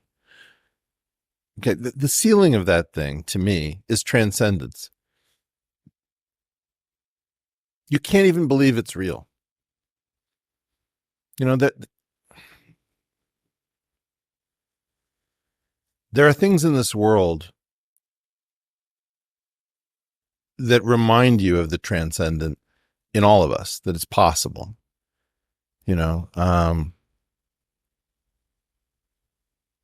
can think of particular pieces of music or poems or pieces of architecture. I was just inside the Blue Mosque in Istanbul, which is, you know, a few feet from Hagia Sophia. And the interior of these two structures just are mind-blowing. And La Sagrada Familia, I mean, these are religions that I'm not a part of. If you're talking about the sacred family and you have skylights to heaven, how better to honor the creator, whether the creator exists or not, than with genius and elegance and grace and humility and arrogance and everything that went into that ceiling. That ceiling is like nothing else I've ever seen. And, you know, you can touch, you know, Sam Harris is famous for saying that you can either learn how to meditate or I can give you a few micrograms of the substance and you're going to have a profound experience. Well, okay. Just getting back from São Miguel in the Azores, you could take LSD or DMT or you could go to São Miguel. I mean, it's just crazy that there is that much beauty on earth. And I guess that space is something that I wanted people to understand. When I named the show The Portal, and people did not understand, it wasn't intended to be a show. It's intended to be a search for the actual portal out of here. It's an attempt to find pinch to zoom. I believe that we are not doomed here, but that we have developed this very weird focus on psychology. To challenge Einstein is almost seen as arrogance. And yet, if Einstein is to survive as a legacy, it's only going to be because somebody basically undermined general relativity's status as a fundamental theory. Because we're not going to make it. And I'm trying to remind people in a world that now, like, you can look up on Twitter and say lone genius theory. People don't believe in the lone genius theory. Well, then what was Gaudi? What was Dirac? What was Einstein? What was Yang? What was Emmy Noether? Somebody tell me why I have all of these lone geniuses in my life. And aren't we supposed to be doing that and thinking that that's admirable? I think we're supposed to be building the theory that can realize that the ceiling of La Grata Familia is a portal. We're supposed to inspire ourselves with beauty and luxury. We're not supposed to consume it to pig out for status reasons. We're supposed to get ourselves into a state where we can dream at an interplanetary level. A lot of the things that we've spoken about today are to do with cerebral horsepower, cognition. Yeah. They're difficult things that need to be done in the head. And yet you're talking here about the transcendent. You're talking about something which is embodied, which is spiritual by whichever definition of the word you want to use. Do you find in yourself as somebody who does rely on cerebral horsepower for a lot of the things that you try to do, and presumably takes pride in your ability to work out problems, have thoughts, do you feel a tension in yourself between the transcendent, the relinquishing, the embodied, and the cerebral, the cognitive, the purposeful on that side? I have a dumb expression which I don't use in public, and I'm sure I'll be castigated for it. Yeah. Brilliant. But it's head, heart, and loins.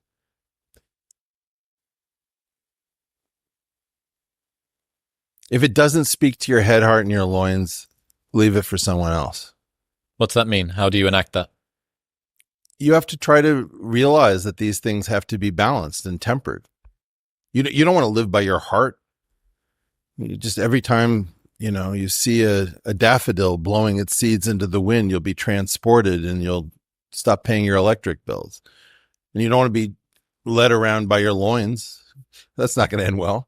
And you don't want to be led around by your head too, because then you'll get yourself into one of these cul-de-sacs and you won't even realize that you can't think your way out of it. You were given all of these facilities and motivations. How do you pull yourself from head to heart? Well, you brought this guitar, right? Guitalele. A guitalele. It's just on your right. Grab it. Show it to everybody.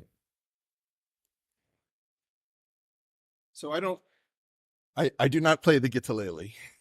I don't think anybody actually technically does play the guitalele. It's like a guitar that's too small for your fingers. Right? Yes. You've got your pixel in it. So you take some piece of music that actually means something to you, right? And one thing that I remember hearing when I was growing up was this.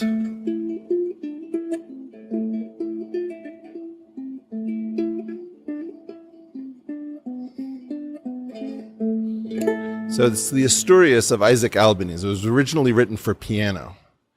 And you see sort of these things on oud where you have a tremolo. You've got two fingers playing the open B string, and then you've got this melody which is played with the thumb.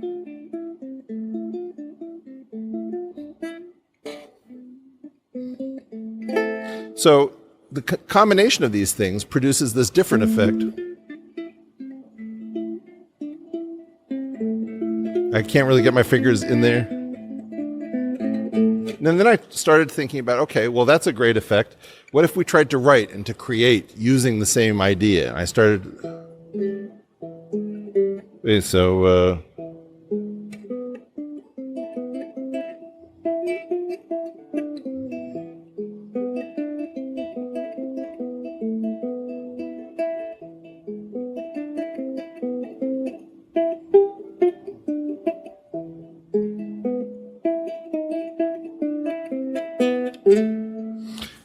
That's not the same song, but it's using some of the same techniques about just getting these things to ring out and to get the melody going on the bass line.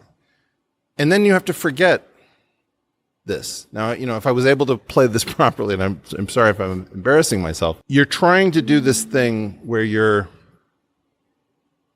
recognizing that the transcendent lives in particular structures, that they elicit this feeling, and that we have this opportunity to go back and forth between the analytic description. If I'm thinking about this, I can't really feel it. And if I'm feeling it, I can't really figure out how to use it or think about it or compose with it.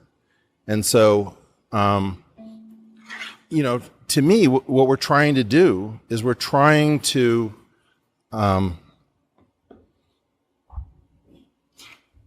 camp and decamp. Well, that spoke to my head and my loins, but it didn't speak to my heart.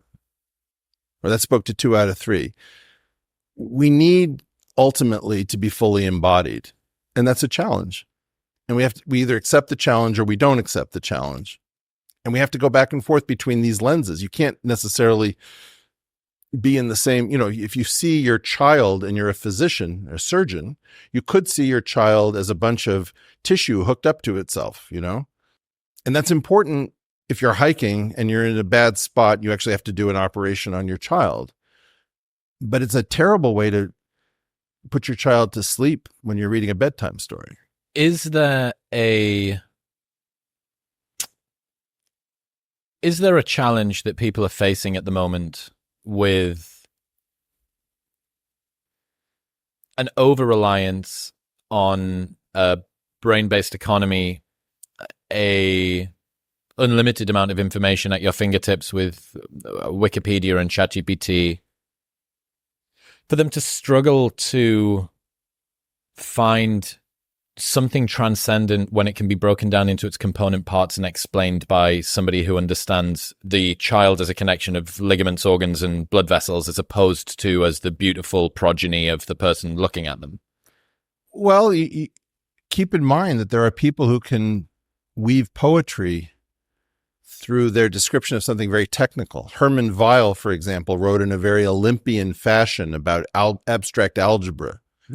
He talked about the homosexuality of certain symbols affiliating with themselves, completely crazy. Autogyna arithmetic. And, there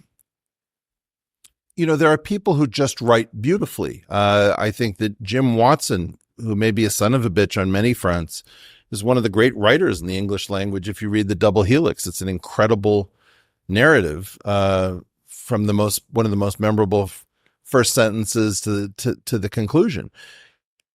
We need the Carl Sagans to animate our head and our hearts at the same time. Do you think there is an over-reliance on head at the moment? I'm worried that our head, heart, and loins are all disengaged. So what do you use if you're not using any of those? I use them all. No, but what are the people using who are not using those? They're not watching what's happening to them. They're being denatured by their phones. Your phone is not a phone. It is it's an environment. You pick it up and suddenly you're someplace that you don't realize isn't relative to your physical surroundings. Like you get very angry that you get a text message while you're driving and you try responding to it. Well, you're going 45 miles an hour in a several 100-pound or 1,000-pound vehicle. You've lost track of where you are. Our phone is, and I talk to people about the crisis in pornography. The OnlyFans movement, the pornographic stuff that you're seeing, people are not getting easily excited and aroused inside of any kind of context. Like the erotic is taking it on the chin, I think. I think that's really important to remember that eroticism, for example, is at least a combination of the loins and the head, and at best the heart as well. What you're starting to see is people can't actually derive excitement from normal stimuli that has to do with falling in love or having children or, you know. So you're talking about an ever escalating stimulus that people require to get the same arousal response. And they can't. Yeah, Mary Harrington calls this one of her 3 laws of pornodynamics. It's the law of fap entropy, that whatever you start out wanking to will get progressively more extreme over time. Well, what's the cure for that? Something high end.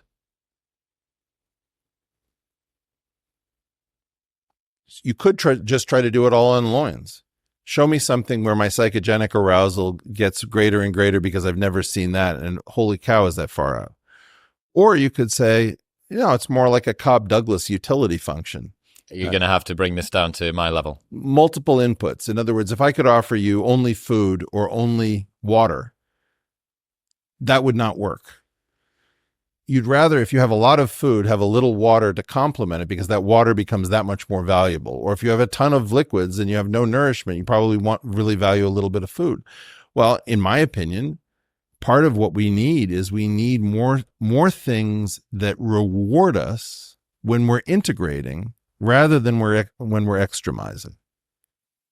Get back to that discussion about technology sort of not only fracturing our attention, but also fracturing our experience. There seems to be a wistfulness, not just in the dating realm, but in the experiential realm for a bygone time where we felt connected to the things that we do.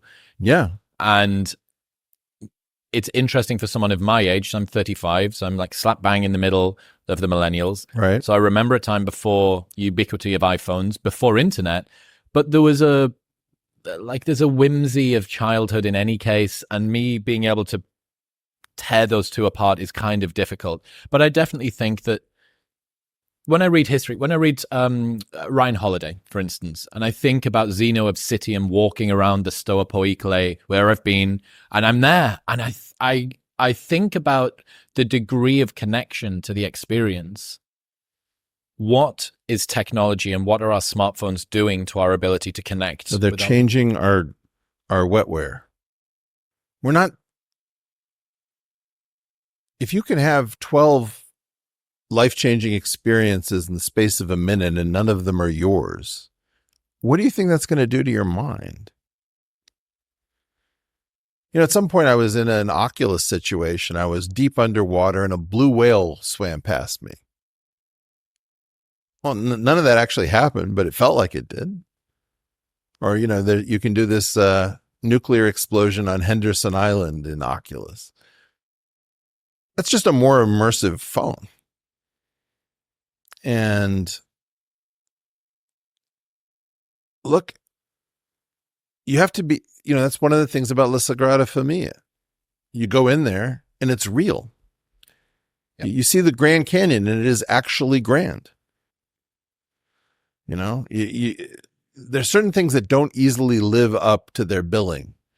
I think I went to Pamukkale in Turkey years ago, which Pamuk means cotton and Kale, I guess, castles. It was like cotton castles of mineral deposits, and they formed these pools.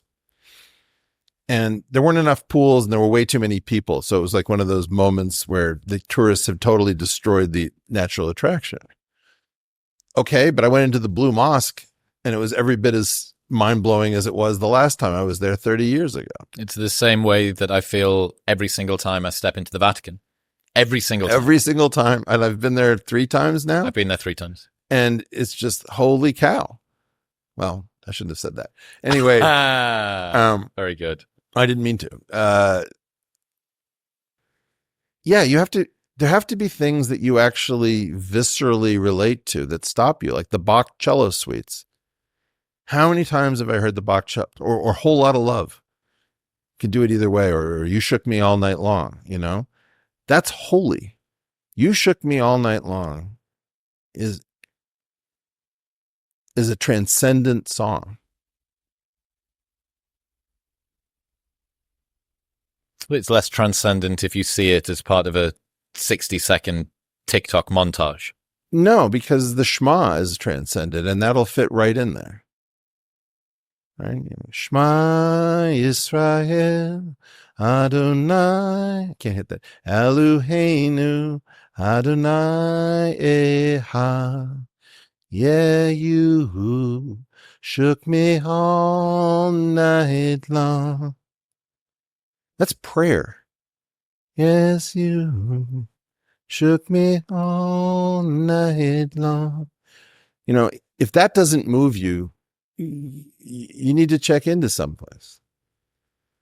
Those 4 notes recur in all of these songs that matter. It's basically Mary Had a Little Lamb with fa thrown in as well.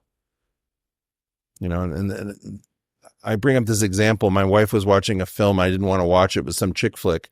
And it all hovers around this one scene where this guy drags this girl into a music store because he can't afford a piano. And he goes, I don't know you, but I want you. And going up to that 4th. All the more for that. And I was transfixed. I could not continue to do my calculations. Like, what the hell is this movie? So those 4 notes is a great place to ground yourself. And there's a reason that they work. The second note brings up in your mind the thing called the fifth, the dominant chord. The first note is spread between the tonic and the subdominant. The third note belongs to the tonic only, and the 4th note only belongs to the subdominant. And so this idea that Western harmony revolves around these ideas of the tonic, the subdominant, and the dominant are carried by these notes. So even if you're not playing it on a chordal instrument, that this pattern of 4 notes that keeps recurring grabs us because we know what the chords are behind it. And it's basically Mary Had a Little Lamb or Proud Mary, you know? But that's a great place to start for transcendence. Just check on something really simple, whether you're feeling it. Awe and dread. 2 emotions that I miss in my life. Same one. So when I look up at the night sky, I get it in equal dosages. Oh, good. You know, and it's good. I've been out to Joshua Tree, taken an edible, didn't need the edible at all. That was unnecessary amplification. You know, we're having this discussion in the middle of the Perseids meteor shower. No. I highly recommend get yourself to a place where there's no light pollution and lay on your back right before dawn. You'll have a blast. But the awe and the dread is very much there. Yes. And I don't know, it makes you feel insignificant in a way, I think, that keeps your ego small and helps to recenter your... Do you want your ego small? Have you been told that was a good thing? I've been told that it's a good thing. I would say for me, remembering finitude and not insignificance, but the temporary nature of our time here, the vastness of what is going to go on, the things that have come before, the things that will come after, the scale. Yeah. I think that it grounds me. I struggle to get into my head to describe the thing that is almost exclusively in heart and lines. And it makes me feel good when I do that. And yet I find myself, I've got emails to do. I heard this term the other day. John Lovell, Warrior Poet Society, said the tyranny of the urgent. And fuck, I love that. The tyranny of the urgent. You familiar with this concept of bathos? No. The alternation between the transcendent and the mundane and the pressing, you know, like, okay, we will conquer the cosmos, but I have to pick up my dry cleaning. Yeah, I think that there is that tyranny, but I also want to just talk about arrogance and humility. I meet too many people who have one without the other. And I see all these discussions online about so-and-so has this beautiful epistemic humility, or somebody else is, preposterously arrogant or whatever. And I sort of sit and wonder at this discussion. You want both. What is humility without arrogance? Well, you know who I think actually had this in kind of pretty decent balance that was on display for the world to see was Khabib Nurmagomedov. What an unbelievably good example. Right. So, well, tell me how it lands for you.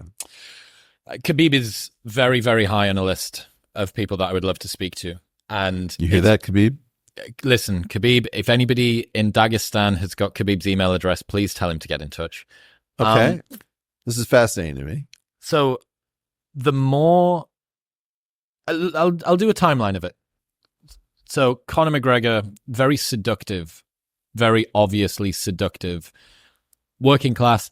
The Irish hate to be told that they're a part of the UK. They're not. They're near, close enough. It's like an adopted son type thing. Okay.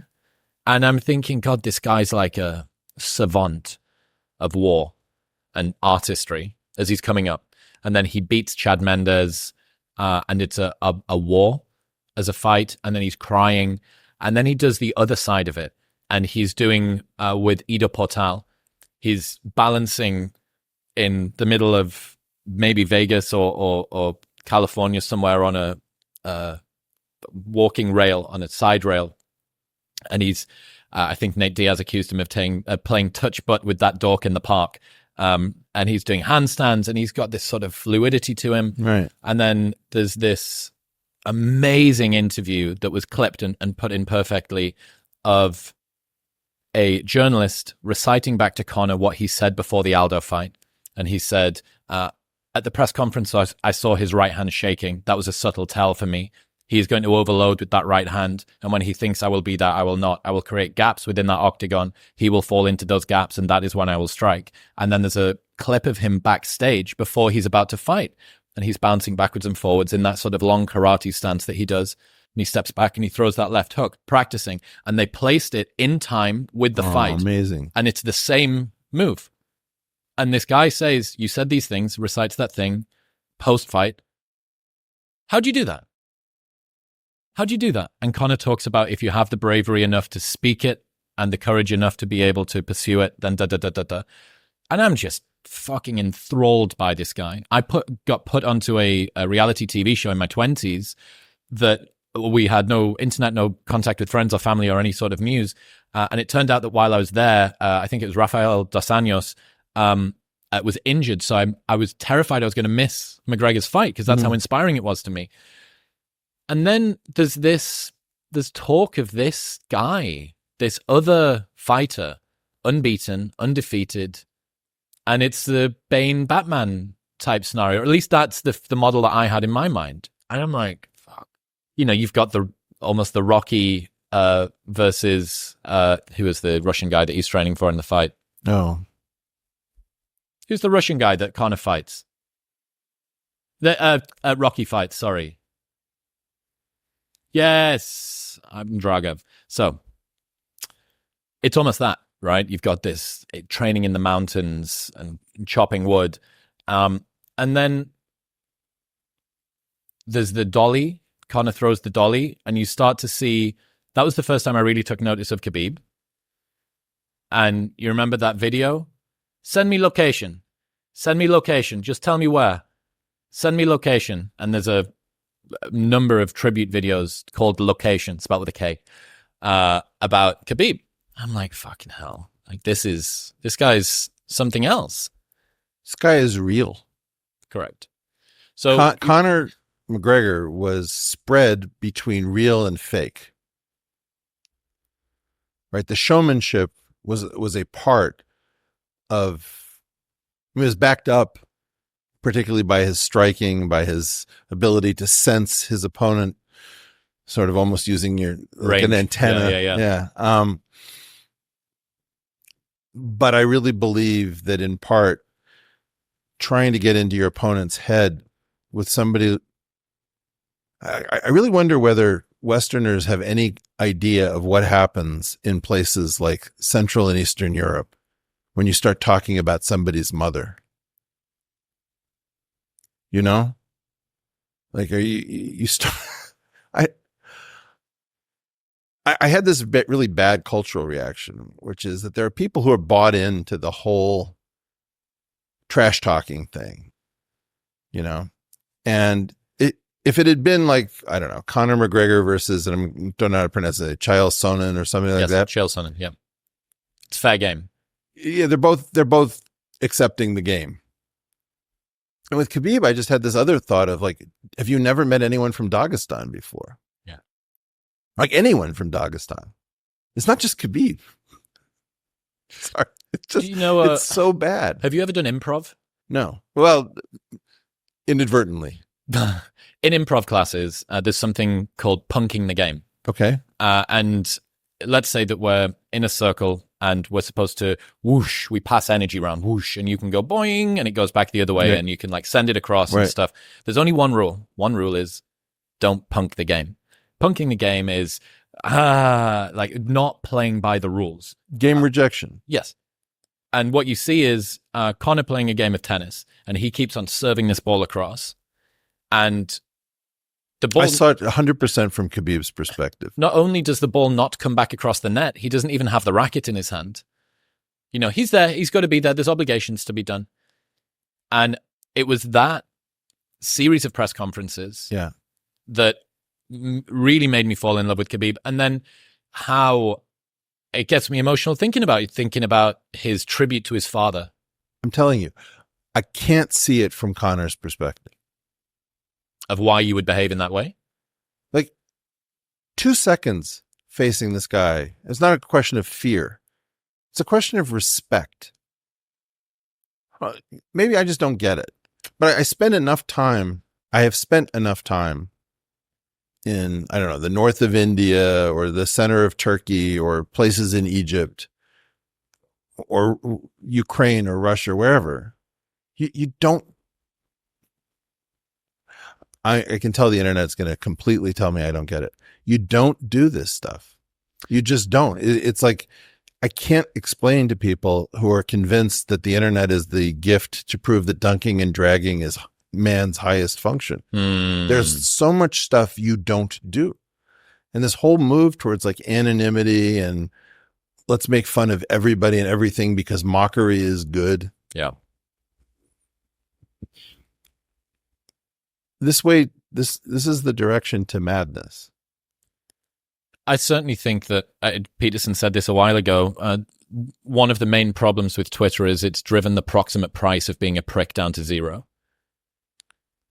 Sure, in the combination of real people and unnamed accounts and bot farms. And the inability to work out whether it's been said in earnest or said in a... Or whether it's been coordinated so that 100,000 people go off at once on exactly the same point.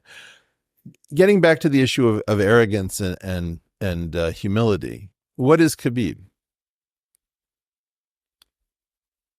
Competent, unwavering, humble. He's both arrogant and humble.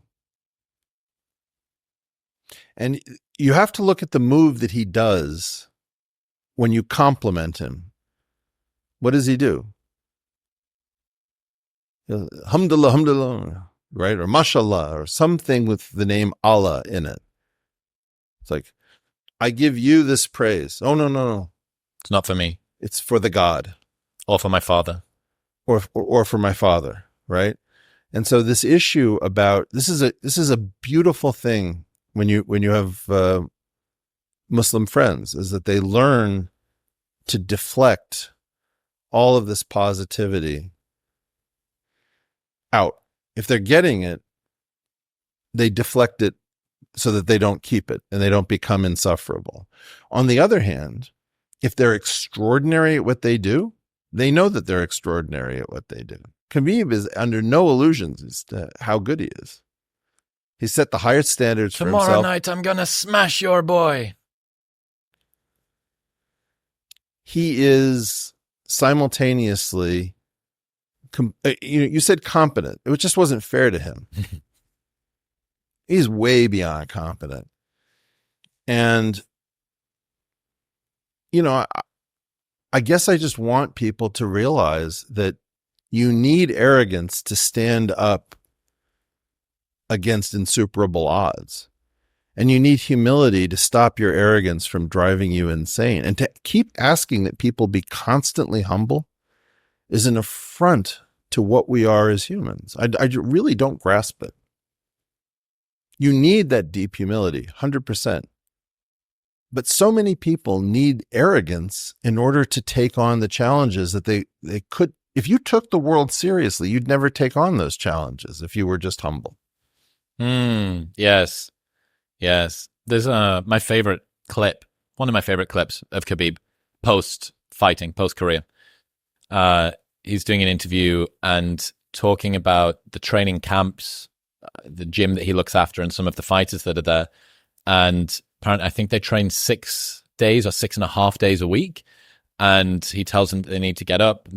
Some of the guys complain, and he says, "It's okay. You go home, your mum, she'll tuck you into bed at night. She will cook you dinner, and tomorrow you'll be comfortable. But that's not why you're here." Put that coffee down.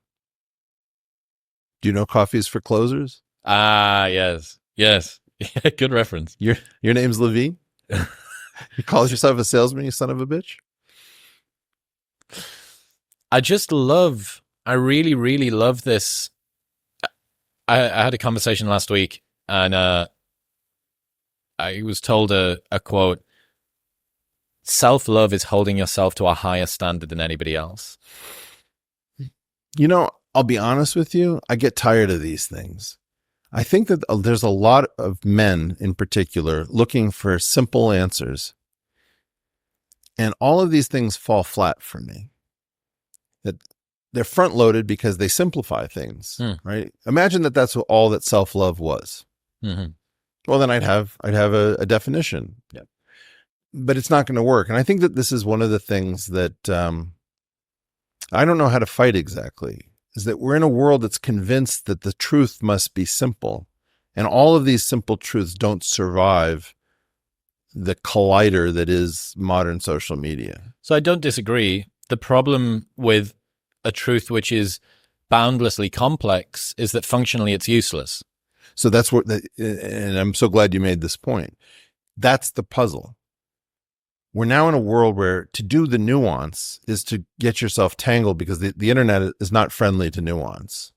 On the other hand, to say something simply and crisply leads you into disappointing everyone who's believed in you. And, you know, we were talking before a little bit about Christopher Hitchens.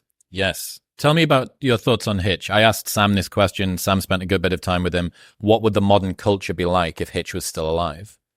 Hitch, I think, would have been forced to either self-incinerate or adapt. And I'm not sure which he would have done. What's self-incineration in this context?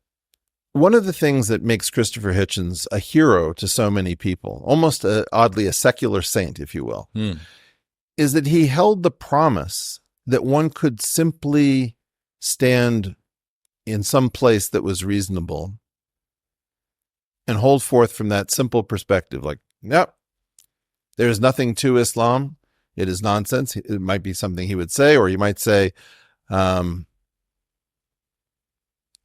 free speech is absolute, and you have every right to say anything you want, and I have every right to say, and the better ideas will prevail. Now you watch what's happened with Sam and this question of Trump. Sam perceives Trump to be an asymmetric existential threat and was willing to go and back the idea that the Hunter Biden laptop story might not have benefited the election.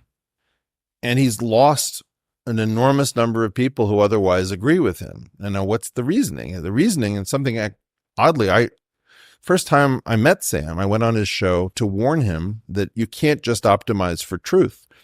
You have to optimize. I said, I have 4 variables I can't live without: truth, meaning, fitness, and grace.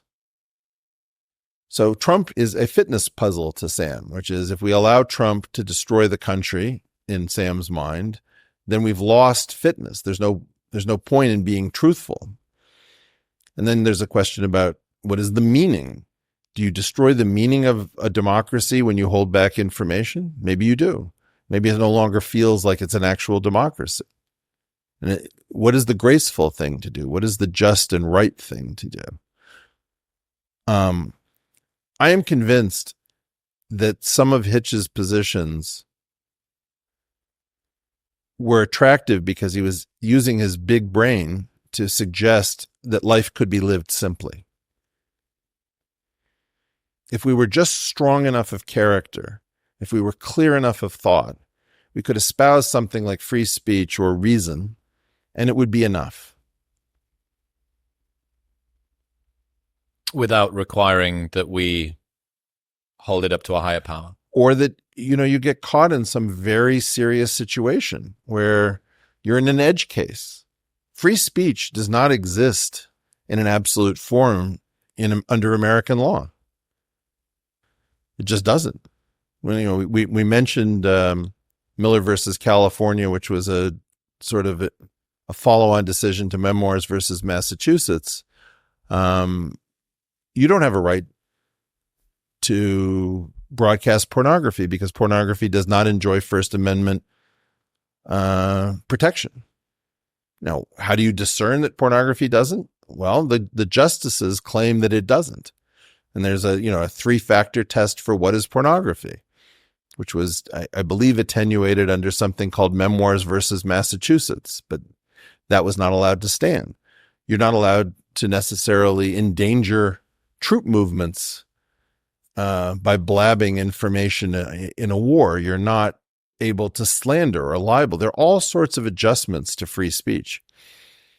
And when you come at one of these perspectives from an absolutist frame of mind, you have to hope that you're not going to meet the edge case. A good example for me was the Second Amendment.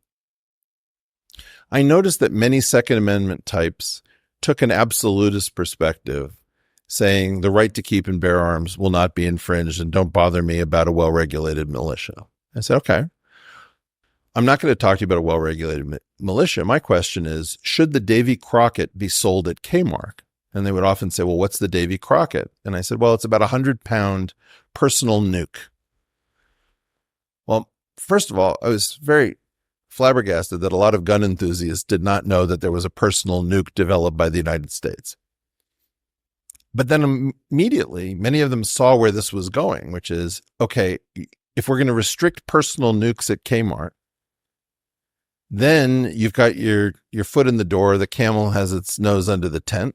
It's a difference of degree, not a difference of kind all the way down. Exactly. So I think that personal nukes have to be sold at Kmart because the American population needs to keep parity with the American military.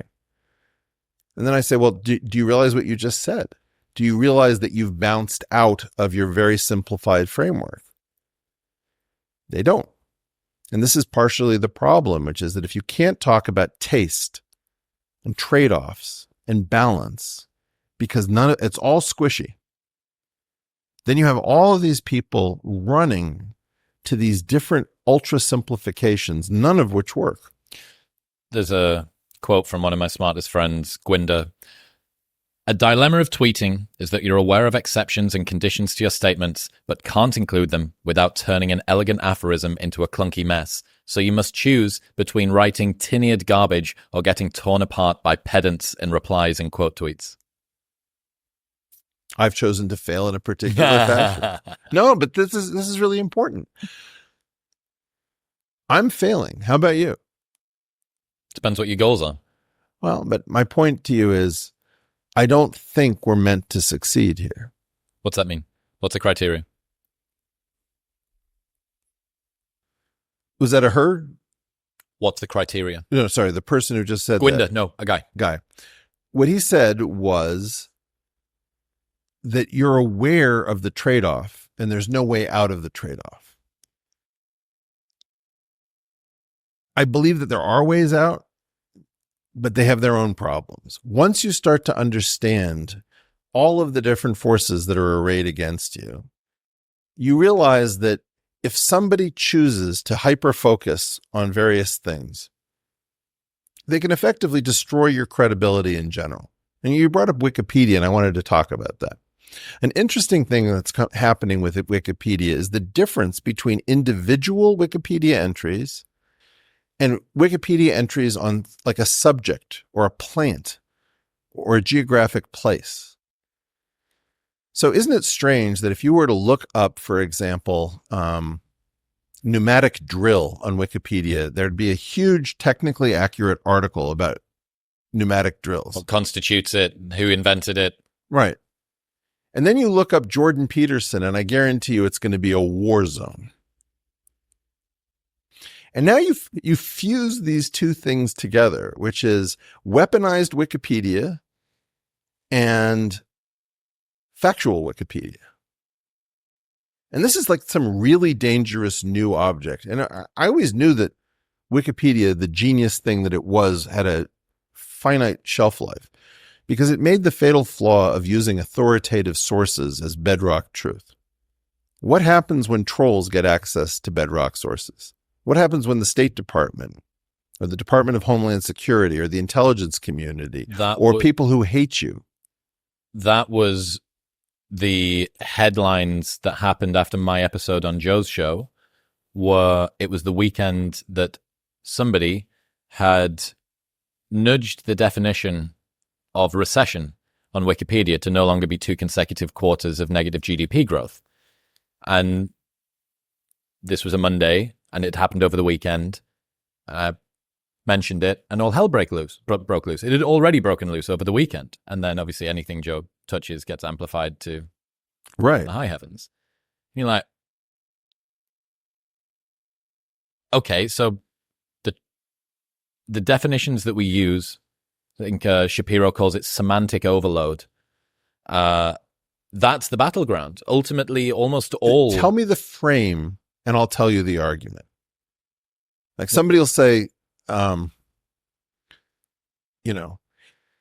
is it worth stopping Donald Trump by suppressing stories? Yes or no? Go. And it's like, well, first of all, the question was designed to subsume that we have to stop Donald Trump. Now, I might agree with that. I believe maybe we should stop Donald Trump. But you did make that the argument, and then you piled on a question on top of it, and you subsumed that within the frame. And so more or less, this is everything at the moment, which is if you can define misgendering and dead naming, you've won the argument. Presupposes a world in which, So I'll give you an example for the fledgling podcasters out there.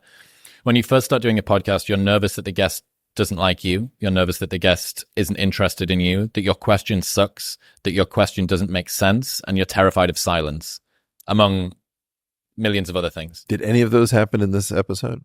Oh, you've been very welcoming. How could I not? After you serenaded me with your guitar-lele, it was the perfect aphrodisiac. So what you do, and what I notice with a lot of young, new podcasters, is they do what multiple choice offering. So they'll ask you a question. Eric, Trump 2024, what do you think is going to happen? Is it going to be that, and as soon as you say, is it, and you then create either a binary or a trinary of options, you have now not only, you've restricted for the entire universe of different things that you could have come up with. I don't know, whatever you're going to say. I've given you 2 choices. So it makes it difficult for you to take a third because you need to say no and why, and then take the third. So you often offer up this very narrow, very unidimensional landscape. Exactly. And it ruins the conversation. It's funny. Lex makes assumptions in so many of his frames that I unweave, but I think he gets like some of the best out of me as a guest. And there's something about unweaving Lex's questions, which I hate doing to him because I want to just answer his questions. Yeah. But on the other hand, there's something about the process of unweaving the assumptions that actually benefits some of our interaction. So I think that there's a lot of this just grooving us to only think about certain possibilities. Yeah. And what I don't know is how do you get nuanced thought to propagate at the speed sexy. Of meme? You need to make it sexy. Well, to an extent, I do this with acronyms. and the acronyms have taken off. But then there's a different population that gets very angry, which is, why are you allowed to create? We're allowed to create these memes with the distracted boyfriend, but you're not allowed to create an acronym to make a concept sticky. So what we're in is some sort of warfare for mindshare. And I'll be honest, I'm not seeing high level interactions the way I was 5 years ago between people. What's happened? I think that they've done a pretty good job of disconnecting us. Do you remember the old Data and Society report where you looked at chains of association and the whole game was to tie everyone back to Milo Yiannopoulos or something? I got to interject. I go to Qatar to do this debate about masculinity about 6 months ago, and they put up on one of the segments, I was pro-traditional masculinity, and there was a gentleman on the other side, and they said, here is a montage of some unspeakable people that represent masculinity. And there was Joe Rogan and Jordan Peterson and blah, blah, blah, blah, blah, blah. But the first person was Milo Yiannopoulos. And I said, look, if you have brought me to the Middle East to defend Milo Yiannopoulos, you have brought the wrong person. I'm like, that we need to shift that, get that to one side. Milo can go over there. Do you see his debate with Destiny that he did a couple of weeks ago, maybe 3 months ago now? Milo looked like a old touring singer in a rock band, still doing the shows, but can't hit the high notes anymore. And the whimsy and that sort of playful jester joker kind of gamesmanship had been abandoned in place of bottom of the barrel backbiting and genuine emotional sniping.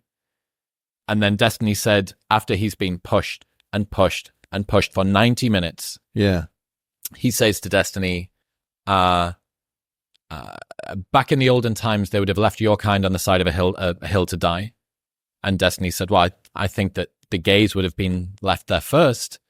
Milo said, well, I don't think that you can tell whether a baby's going to like dick when it comes out or not. Destiny said, well, you'd know all about young boys liking dick, wouldn't you? Wow. And it broke Milo. It broke his brain.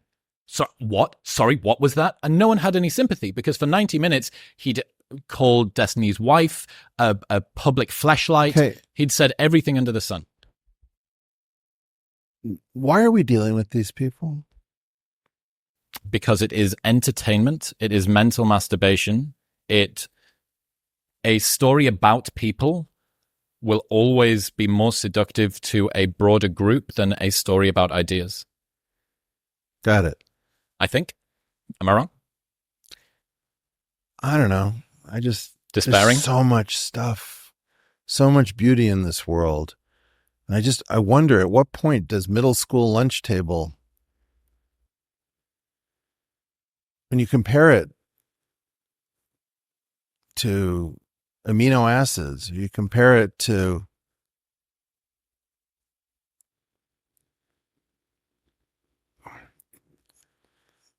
you go scuba diving? I have done. I suck. What's the most beautiful place you've gone scuba diving? Gili T off the coast of Bali. Okay.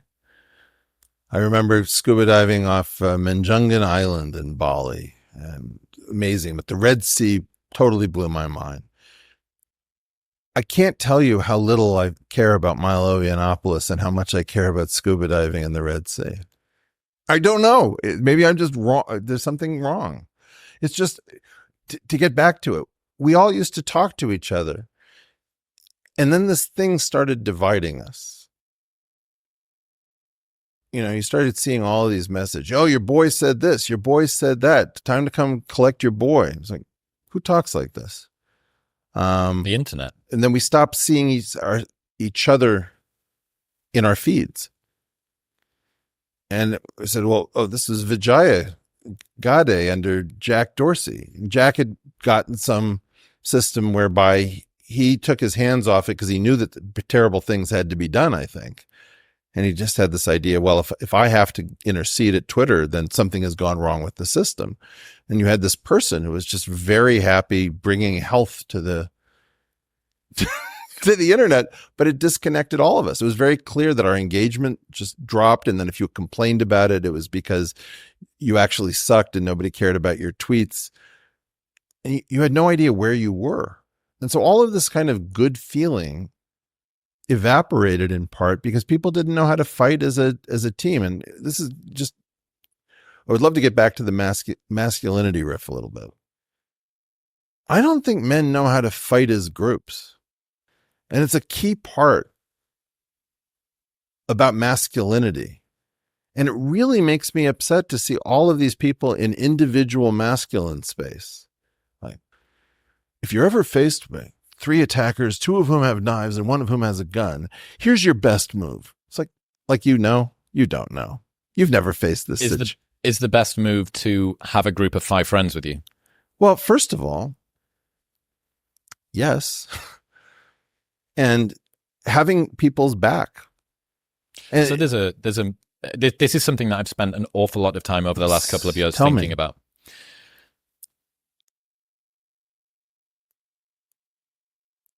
The definition of addiction is that you can find fulfillment alone, is something that I heard a few weeks ago. Okay.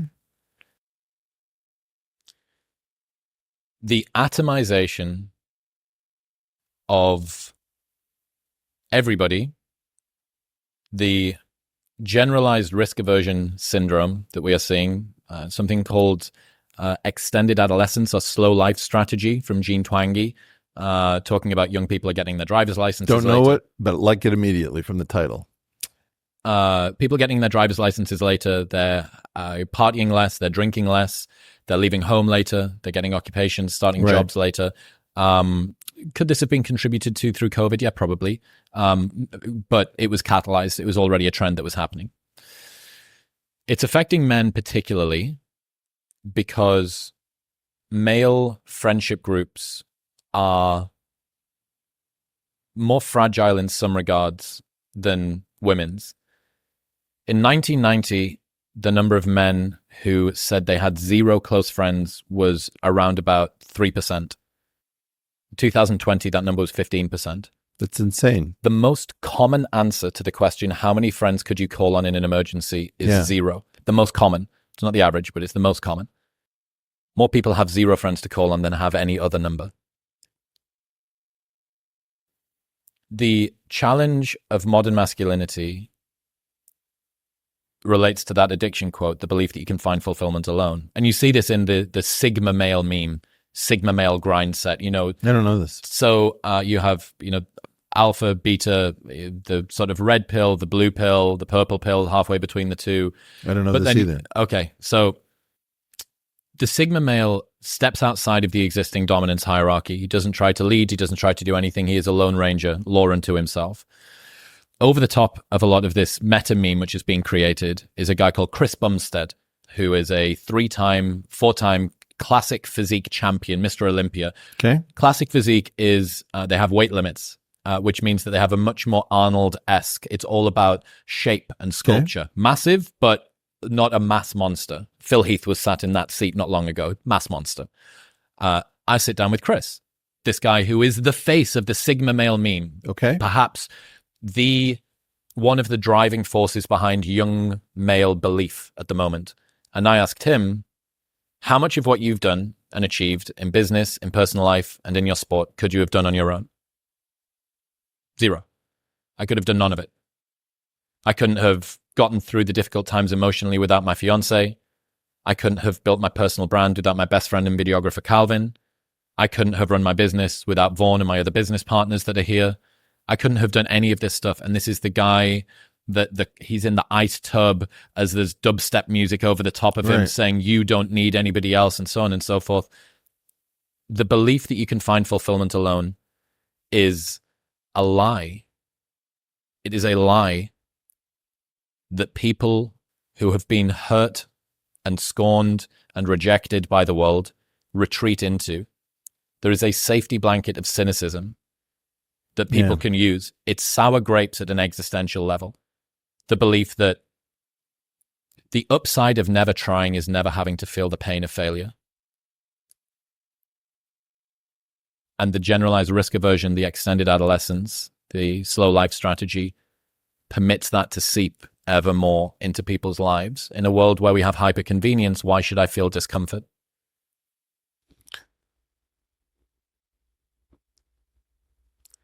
So what's going on with the modern masculinity movement? It's fractured. So there is the manosphere, which is the broad term that describes people talking to men. I've never identified with it. I'm not a part of it. Okay. In as much as I speak to men about things that I struggled with and they listen, perhaps someone could put me in it, but I don't think that they help. I think fundamentally at the moment, the masculinity movement sees women as adversaries and competitors rather than compatriots. I think that they treat women largely like an enemy to be avoided or a resource to be used and discarded. I think that largely much of men's advice benefits some men at the expense of most others. That if being a high-value man means sleeping with as many women as possible, but a low-value woman is a woman that slept with many men, what you are doing is creating a wake after you that other men have to pick up the pieces of if your goal is to be this high-value, high body count male. I think that, let me give you this. So this is actually going into a paper, my first academic paper that I've ever been a part of. All right. So this is the male sedation hypothesis. Okay.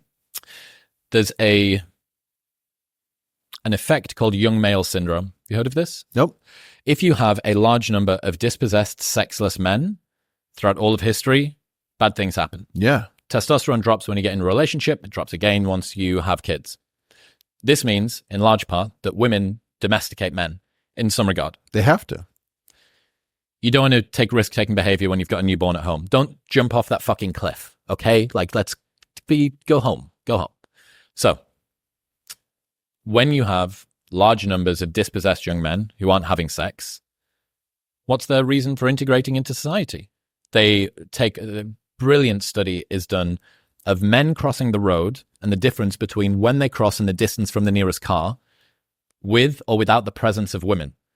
You put a woman there, the distance closes massively. No women there, they're not bothered. Risk-taking behavior is a show. Look at my excess fitness. Yeah. Look at all of these risks that I can take. Look at the plumage on the back of my tail, right? So, throughout all of history, it seems like they set cars on fire and push over granny and cause havoc. In Portugal, 1700s, the first son, there was a disparity in the sex ratio. I'm not sure why. The first son was allowed to marry. Every subsequent son was put on a ship. Go explore the new world. Don't burn our home, was what they were saying. There is a question. We have very high rates of sexlessness and we have very low rates of integration amongst young men at the moment. Why are we not seeing them going around and setting cars on fire? There is Jordan Peterson was featured as the incel god he inspired a movie by Olivia Wilde starring Harry Styles a little while ago. I brought it up to Jordan. And the incel god? He was the king of the incels. Yes, this incel. I am so pissed to hear this. Jordan laughed it off in classic him fashion. Yeah, but as a guy who opened for Jordan Peterson on harmonica, I've been to some of his shows. Jordan Peterson recognized this demographic early, and he had the courage to speak directly to it. And if you want to see me break out in tears, have me tell you the stories about the people who went up to Jordan Peterson and said, I was smoking weed, masturbating in my parents' basement, and 6 months later, I've got a job, I've got prospects, I've got a fiance, et cetera, et cetera. And to turn him into the incel king or whatever, no, Jordan Peterson tried to become the one person answer to the world uncle shortage. Okay? And I just have no patience for dismissing that much good. If some of his message seemed off to you, it's because you didn't need it. You didn't understand what Clean Your Room was about. You laughed it off because you weren't screwed. And he gave people a path, just the way Sam gave people a path from that abusive religious household where they didn't know to escape. And, to an extent, all of these people spoke to people at different stages in their lives. a lot of this female behavior, which is, oh, I'm on OnlyFans, I'm going to get my this, I'm going to get my that. Well, good luck to you. I hope it works out.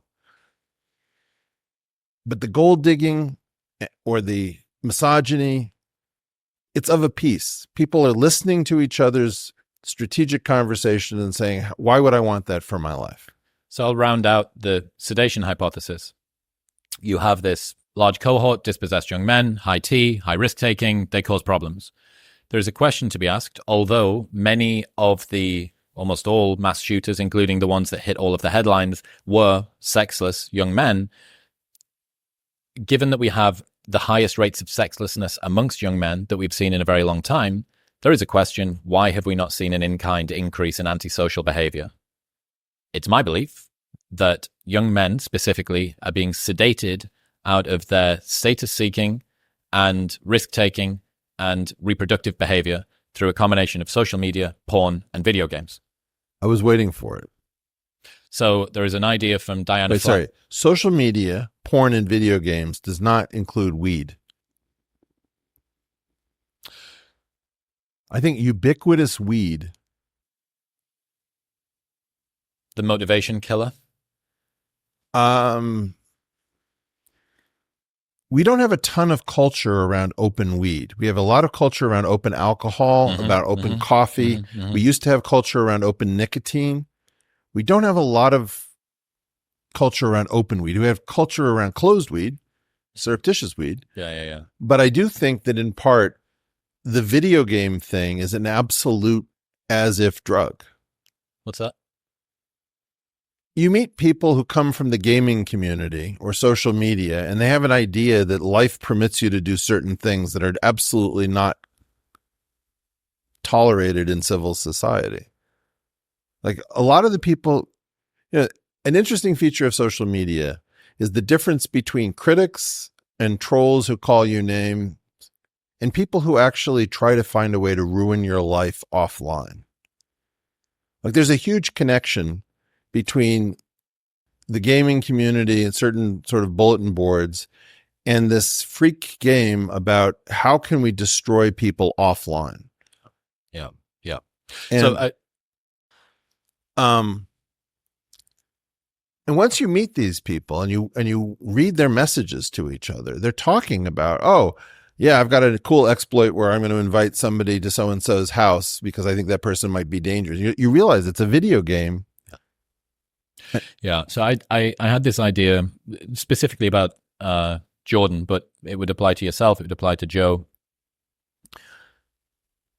After a while, there is a particular threshold of exposure, notoriety that people cross. And when they do, they are no longer treated like a human.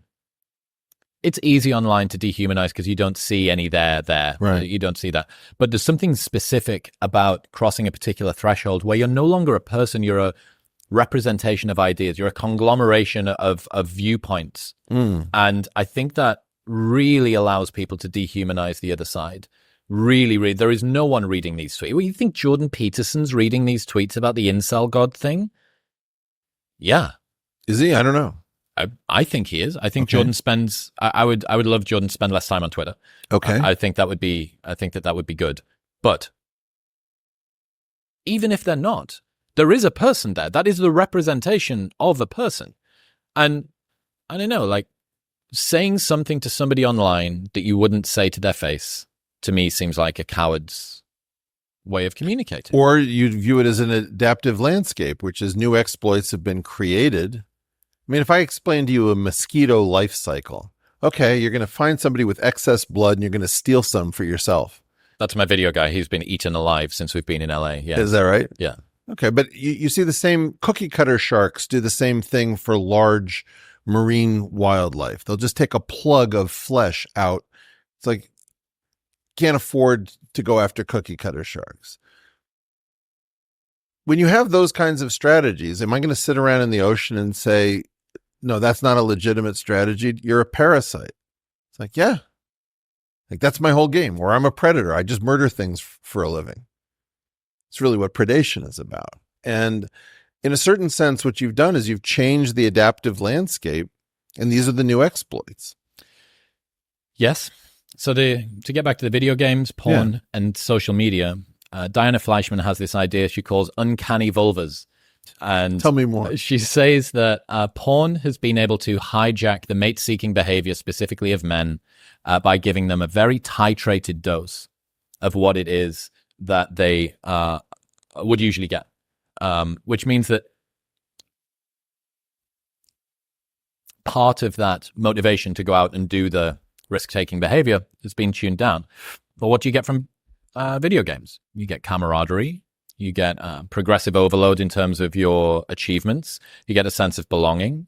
You get dopamine when you achieve something. You may even get some serotonin because you feel like you're lumped together with your group of friends. Okay. And then what do you get on social media? With social media, we've gamified the status hierarchy. It's there. There's a number right in front of you. And there are levels that you can get to. There's your silver plaque on YouTube. There's your gold plaque. There's your blue tick. Look who followed me today. Elon Musk followed me today. Whatever. I got a retweet from Paul Graham. It has been able to, and I don't necessarily think that this was by design. It could be by side effect. It has been able to, specifically for men, maybe also for women, give a titrated dose of most of the key drivers that got people out of the house to go and do things. Scott Galloway trended earlier on for saying that unless you're asleep as a young person, you shouldn't be in the house. And his point is life is for living. There is lots for you to learn outside. Fuck off. Go out. Come on. And he got tons and tons of pushback. And maybe he's wrong. But when I get advice, sometimes on Q&As, people will say, young guys and girls will message and say, I'm 13 and I love your podcast. Like, what the fuck you do? Fantastic. You are in a growth period that is unbelievable. And the people that you're getting exposed to, I wish that I'd had access to at 13. What should I do if I want to improve myself? What books should I read? What practices should I do? I don't mean to be patronizing, but just go outside and live life. There is so much low-hanging fruit from knowing what it's like to have an argument with your friend and having to cycle home with a flat tire. Just things. There is so many life experiences that I think you will gain massive amounts, huge amounts of benefit from over and above a 2D lesson. So me and my friend George have this conception of 2D lessons and 3D lessons. So a 2D lesson would be reading about Warren Buffett's wealth through an autobiography or watching it. A 3D lesson would be hanging out with Warren Buffett at his house for an afternoon. And no matter how immersive we try and make learning, 3D lessons are always going to win because you can't forget them. They're so visceral. And in a world where most of our time, an increasing proportion of our time is spent online, the in-person 3D lessons become more and more and more powerful. So this is my conception of the male sedation hypothesis.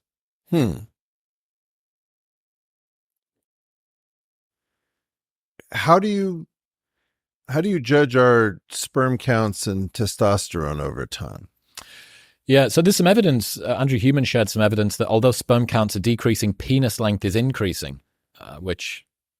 But that's don't know. Not, if I recall correctly, and I hesitate to get into your penis literature, Eric. Come on. Well, there is some trade-off in various reproductive systems between things that we would classically associate with masculinity. So, for example, dung beetles have weaponry on their head called antlers, giant hook, and their copulatory apparatus and their antler is in inverse proportion. It's the gorilla and chimp thing again, right? That one of them has lots of testicles and very little penis length, and the other one has the reverse. So you have a lot of these conserved systems where somehow reproduction says you can have this many total resources, but you have to figure out how to budget between various things that appear to be strongly masculine.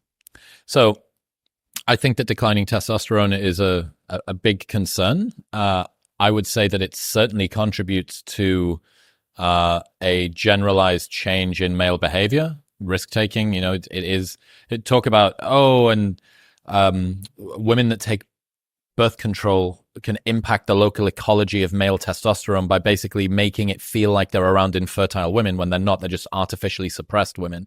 That impacts a man's testosterone level. Men that are around weapons. If me and you walked past a table of guns, our testosterone would go up. If we walk past, there's a chainsaw over there, so perhaps it's already high. I'm not sure. And Want to see how many volleys we can get? Yeah. Do football freestyle. The issues of sperm count, the issue of testosterone production, I think contributes to this in a large way. What it is that's causing this, is it phthalates in the water? Is it women peeing out their birth control and we've got estrogens in the water supply? Is it the foods that we're eating? Is it seed oils? Is it the lack of time outside? Is it grounding? Is it, there are a whole host of things that are contributing to this. But I started working with a blood testing company, Marek Health, about 6 months ago, and I had my bloods done for the first time. My testosterone was about 500, and I'm 35, and I was like, it should be higher than that. So what should I do? They gave me some lifestyle interventions and some boron that frees up free T from sex hormone binding globulin and a blah, blah, blah, blah, blah, blah. No pharmaceutical interventions, but they gave me a ton of lifestyle ones. I had my bloods done a couple of weeks ago, and it was 900. Over the last 6 months, there's been some minor but noticeable changes to my demeanor. One of them being I'm more aggressive. Like my frustrations come to the fore more. Love it. And so, I'm dying to ask, first of all, are you married? No, in a relationship. In a relationship. Do you find that heterosexual women, respond to classical masculinity? I have to be very careful as I ask, because they certainly respond more than they're supposed to according to modern rules of femininity. Correct. But my guess is that it's greatly decreased from the market for masculinity in the 60s, let's say. So look, again, inter and intrasexual dynamics, something I've spent an awful lot of time learning about. I'm writing a book at the moment with David Buss, evolutionary psychologist, on this.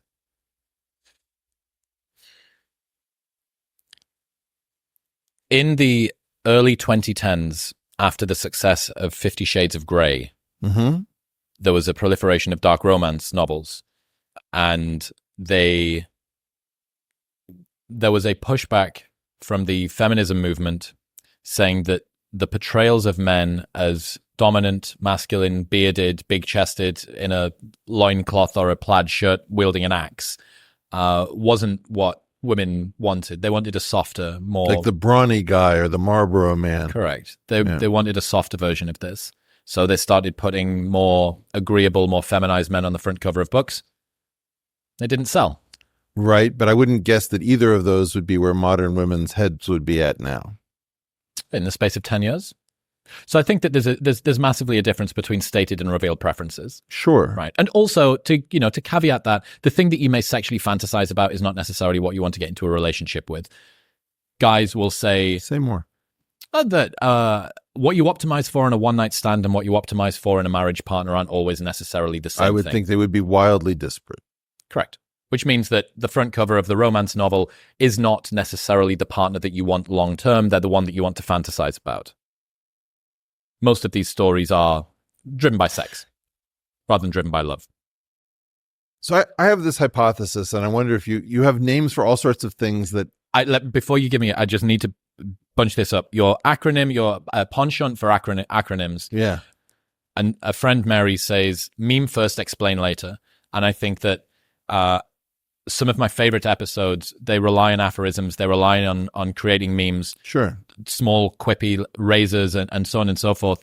First off, because it makes it easier to remember, but secondly, because that's what gets the hooks into you. Yeah. This is how you make things. So if you are somebody that's listening that has an idea, that really loves that idea, give it a name. Give it a name and give it a cool name. Yeah. I came up with Fame's Seesaw the other day, which is that on your way up, people want to support you because you remind them of their dreams. When you're at the top, they tear you down because you remind them of what they gave up on. Yeah. Fame's Seesaw. Beautiful. And that, even if it's fucking wrong, you can't forget it. So it's good. Very nice. You were saying that when heterosexual women realize that they have several possible life cycles and they don't have a clear sense of which one they will actually live. Am I going to get married and raise children and be at home with the children? Am I going to get married and have one child, maybe two, and be a career person? Am I never going to couple but have children? Am I going to have no children whatsoever? Am I going to do that in a coupled situation? Yep. Their decision trees blow out as to what it is that they're actually looking for. And one of my strong senses is that women encountered something they weren't expecting, which is that they might even be smarter than the guy at work who they're competing with, but he's happy to come in all of Saturday, all of Sunday, and work hours that are completely psychotic. And so then the idea of, well, we need work-life balance. We don't want people coming in on Friday and Saturday because that's sort of an unfair advantage that somebody who wants a healthy life is different from somebody who wants an extreme life. And so now you have this problem, which is I'm attracted to the sort of man I wouldn't want to compete with at work. If I'm going to be in the office, I want to know that I'm not going to have to deal with the guy who's willing to give up every weekend and work hours that I'm unwilling to work because that's not how I'm set at the factory.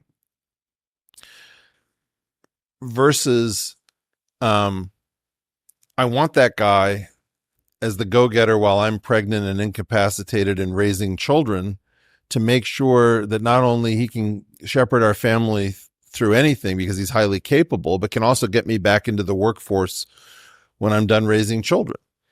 And this is somewhat what I believe is responsible for the sort of incoherent messages that men and women are sending to each other, is that when we don't know what life cycle we are going to be inhabiting, our eroticism and our romance and our desire is unstable. One of the most uncomfortable correlations that I've found over the last few years is that as gender inequality, pay inequality between the genders increases, relationship satisfaction for both men and women increases as well. Decreases. The more egalitarian, the more equal the pay, the less satisfied both sexes are with relationships. Men who are in relationships where the woman is the primary breadwinner are 50% more likely to use erectile dysfunction medication. Where a woman is contributing more than 70% of the household income, the marriage is twice as likely to end in divorce. Women, for a woman to move herself the same distance on a 10-point scale in terms of attractiveness that a man can by increasing his income by $100,000, she would need a 10,000 times increase in income. In short, women are interested socioeconomically in the status of their partner in a way that men aren't. Now, the problem that you have is that women now have access to education and employment in a way that they never have done before. So they're no longer financially dependent on men. Sure, but you're seeing something which is particularly heartbreaking in my group of females, which would be women in their mid to late 50s.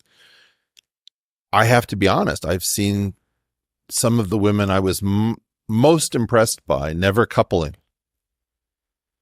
And when you talk to them, there's some very uncomfortable things that get said. One of which was, I was looking for a man I could look up to, and the pool was just so small. And then, you're thinking, well, okay, it's illegal to say I'm looking for a man that I could look up to, right? Because that's not in accordance with modern feminism and egalitarianism. But on the other hand, this idea that when you're, one of the world's leading chemists or something, there's just not that many men that are going to be in that position. I got another meme for you. Yeah. I got in a lot of trouble for this. It's called the tall girl problem. So if you stand atop your own status hierarchy, it's very difficult to find somebody else across and above from yours. If you're a 6'1" girl without heels, you're looking at professional athletes. And 2 women for every 1 man completing a 4-year US college degree by 2030. Between the ages of 21 and 29, women earn £1,111 more on average than their male counterparts. Right. But women still have this vestigial attraction to the man who is across and above from them. That's hypergamy. And this means that as you rise up through your own dominance hierarchy, it amounts to a opportunity of diminishing returns. But then why are we not allowed to build better men? I mean, this is this thing that just floors me. I'm now, through being a father, looking at the subset of young men who are absolutely looking to crush it. And the advice they're being given is so horrific. What, like? Well, that doesn't seem mentally healthy, and I think it's much better for you to sort of enjoy this time with everyone else. And, it's just like watering down raw ambition. And, was it Ludacris who said, get out the way? You know, get out of the way of these people. These people want to invest and blow your socks off and just do amazing things. And there's some administrator or nanny or Nurse Ratched who's like, well, that would be arrogant. We can't have that. And you're saying, I don't think you understand it, but ambition is a necessary input for certain humans. And if you sit there and say, why do you have a right to innovate when nobody else has innovated? Or don't you realize that your go-getter personality during the COVID situation was based on your privilege? And in fact, a lot of other people are suffering from mental health. And you're just thinking, why am I taking the most promising people and tying them to the most damaged people? Why not instead take the most promising people and have them get a PhD by the age of 2021 and study what to do for their fellow souls who are struggling? Do you remember when Elon took over Twitter and he started to rip out the tech team? Yeah. And he said, I want to make Twitter a place where the people who want to work the hardest on the biggest problems can come and work. And people said, they looked at that and said, this is going back to an archaic form of Silicon Valley where people are forced to sleep under desks and it's a blah, blah, blah. Those people do not have theory of mind to understand what it's like to be someone as driven as it takes to look at that from Elon, not as modern day slavery. But no, wait a second. It can be modern day slavery, or it could be the person saying, for God's sakes, I'm burning to solve this problem. Let me sleep under my desk. Unhook the leash and let me go at this. And there is a cohort of people out there for whom that's their calling. They didn't want to work at Twitter if they got frappuccinos and mindful Monday afternoons off and to be able to play ping pong for half the week and whatever it was that was going on. They want to go and they want to feel like they're contributing to an astronomically sized goal, an unreasonable goal. And they want to feel the rush of going toward it. And I think you're right. I think that there is a dampening of ambition. And since being in America, since moving to America 18 months ago, it's the fuel that I've had from the enthusiasm from the people I've been around has fueled me, empowered me in a way that it was alien. I was 33 years old and I'd never felt it before. I want to look, there's so much to do. And it requires ambitious people. And those people have to be both arrogant and humble. It's a complicated thing. It involves mentorship. I want to say also something about elitism. Elitism is incredibly unfair. I've hung out with Stanley Jordan, and I am never going to play any instrument the way Stanley Jordan plays the guitar. He's an elite object. I am not going to be that guy. You have to learn how to let elite people do elite things where you can't compete with them. I don't know what to do about this. The idea that we're turning against the concept of elite because we've got this sort of pretend elite that sits in these chairs that screws everything up. And you've got all of these ambitious people who are being destroyed by enforced helplessness. How do we fire the administrators necessary to return universities to being universities? How do we explain that some people are built to fly wingsuits? It's a super dangerous activity, but somebody needs that rush or they're not alive. People need danger. They need risk. They need to be able to create, and they don't need you in their way all the time. I guess I have this very strong sense that school has become the most dangerous place, that we're pushing so many people through school, and school is basically, it's destroying vitality. By the time you get through this education that is so laden with administrators, and people telling you things that are wrong. Like, I don't know how to say this, but when a friend of mine gets a call as a chaired professor in a technical discipline from a dean who says, we have a little bit of a problem with some of your current tweets. And like, what did I say? So it's not what you said, but it's that you liked somebody else's tweets. And you're thinking, I don't care who you are. You'd never talk to a professor like that. You cannot have these people. We need the University of Chicago to spread its middle finger across the country and get rid of these people. You can't talk to them. They're a plague from hell on thought. You can't tax all thought by making it nice. And you know, something I really don't know how to communicate, but I saw you got Sam Harris in a certain amount of trouble, so maybe I'll buy a little bit of trouble for myself. You can't have terrible ideas circulating everywhere, leading to pogroms and riots and killings. And I was just in Istanbul, one of maybe my favorite city on earth. And I was reminded of the Turkish Kristallnacht that happened in the Beyoğlu, Karaköy area of Istanbul, where there was a rumor about the desecration, I think, of the birthplace of Ataturk. And people died as a result, and ethnic minorities could not be protected. You cannot allow free speech to circulate every dumb idea infinitely until people are killed in pogroms or holocausts or whatever. So what do you do? You've got two options. You either constrain speech by rules or by culture. And this is the reason that I was so against Milo Yiannopoulos. You want a culture in which everyone is allowed to burn the flag and it doesn't even occur to you that that's something you would want to do. That's culture. You've got to load the inhibiting factor on culture. And people say, well, that's what cancellation is about. It's like, well, but if you misuse the concept of shunning, let's call it by something older than cancellation.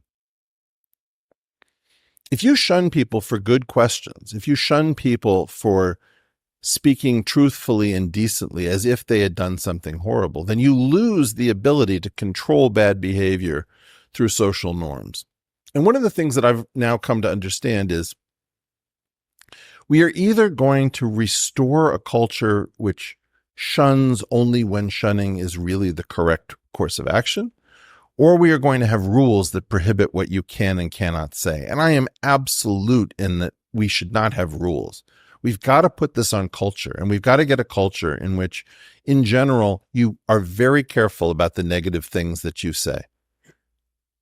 And one of the things that Milo did that I really disliked was he said, well, the purpose of free speech is to protect outrageous speech. And the answer is not really. Yes, if I'm forced to stand up for your right to say horrible things, I can do that if the culture generally retards horrible things. But if the culture now starts to encourage it, we can't have terrible ideas being the precursor of communal violence, let's say. And we really shouldn't be having rules determine what we can and can't say. It should be that when somebody starts to say something that is the beginning of an incitement to madness, that the cultural prohibition against that is very strong. In my recent travels, I've been shocked. I've been in Bombay, I've been in Istanbul, I've been in Lisbon, Porto, in the islands of the Azores. None of these cities has fallen as far as San Francisco. And Bombay is madness. But it's not, we don't have a homelessness problem in San Francisco. We have a zombie apocalypse problem. We have a dysfunctional government problem. When you can't say we cannot have this in Union Square, we just can't. We cannot have a zombie apocalypse in Union Square. When that becomes controversial in and of itself, you've lost the plot. And partially what's happened is that we've given up on high trust societies where we more or less share each other's values. That's the concept of the loyal opposition. We both know what the goal is. You have an idea of how to get there. I have a different idea. I agree that we're going to have a contest and one of us will win and one of us will begrudgingly go along with the other person's idea. When your idea about what a just society is, well, let's vindictively punish successful people. Let's pretend that male and female have no difference or all the difference according to some set of rules on alternate Tuesdays. Let's decide that we can redefine what a recession is or the consumer price index. Let's decide that we don't need masks. Yes, we do. No, we don't. Yes, we do, because of the science. Can somebody get rid of these people?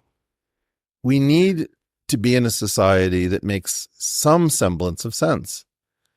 And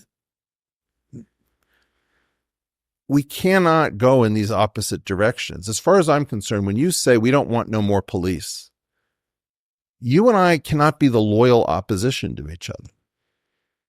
You're not the kind of a person I even understand. Somehow that idea got into your head and it made sense to you. And it's now carrying the day. I have always supported some amount of reasonable gun control.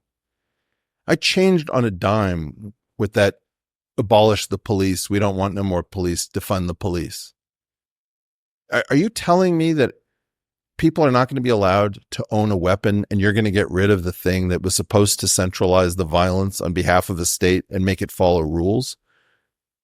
There's no coming back from that. And I think that one of the things that we just have to learn is that many of the voices that we've been listening to because they got jobs in our organs, whether it was the New Yorker or the Washington Post or a professorship at Duke, we have to stop listening to these people wholesale. We have to stop being tolerant of the intolerant. If you come from a position that is sufficiently extreme, and your whole point is to try to use and weaponize democracy, to weaponize free speech, to weaponize good faith, to weaponize what it means to hold a debate, you need to not really have a voice at the table because we don't have a solution. If you say that I am entitled to sit at this table as a member of the suicide bombing community strapped with a vest filled with high explosives, the presence of C4 in your vest invalidates you being at that table that's trying to come up with a solution. If you say fundamentally, I don't believe that we should be having children because humans are evil and we need to bring this all to a close, it's very important that you not be on the city council. Because that city is a thing that is a generational endowment. And you hand it to the next generation, and eventually you don't live there anymore. We are somehow seating people who are so nihilistic and so freakishly divorced from anything that we should be able to assume as a default. Like certain positions that probably had 10 adherents appear to have millions of adherents. And if we don't get rid of these self-extinguishing theories, we are going to self-extinguish. So I believe that civil society has an obligation to stop listening to positions that are avowedly self-extinguishing. Eric Weinstein, ladies and gentlemen. Eric, I really appreciate you. What's next? What can people expect from you? Have you got anything interesting coming up? More than anything, remember that the whole point is when you see a person with a shirt that says there is no planet B, look at the night sky and remember that the only way to get to planet B is to change what we understand about physics. And so look for me on that front. Thank you. Cheers, mate. Thanks. Be well.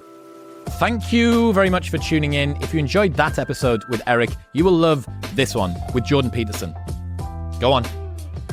Press it.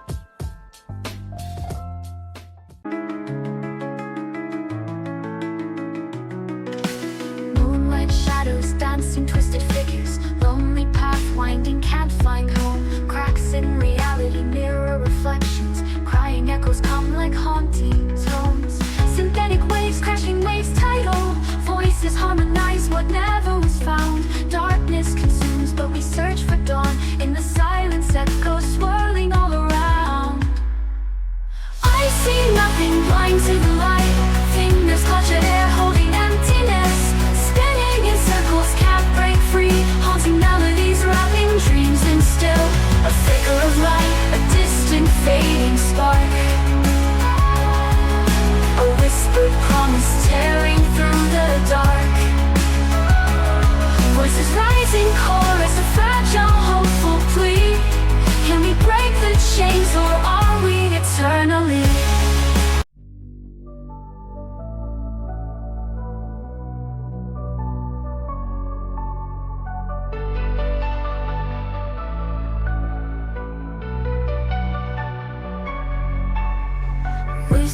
whispers in the night, soft and out of sight.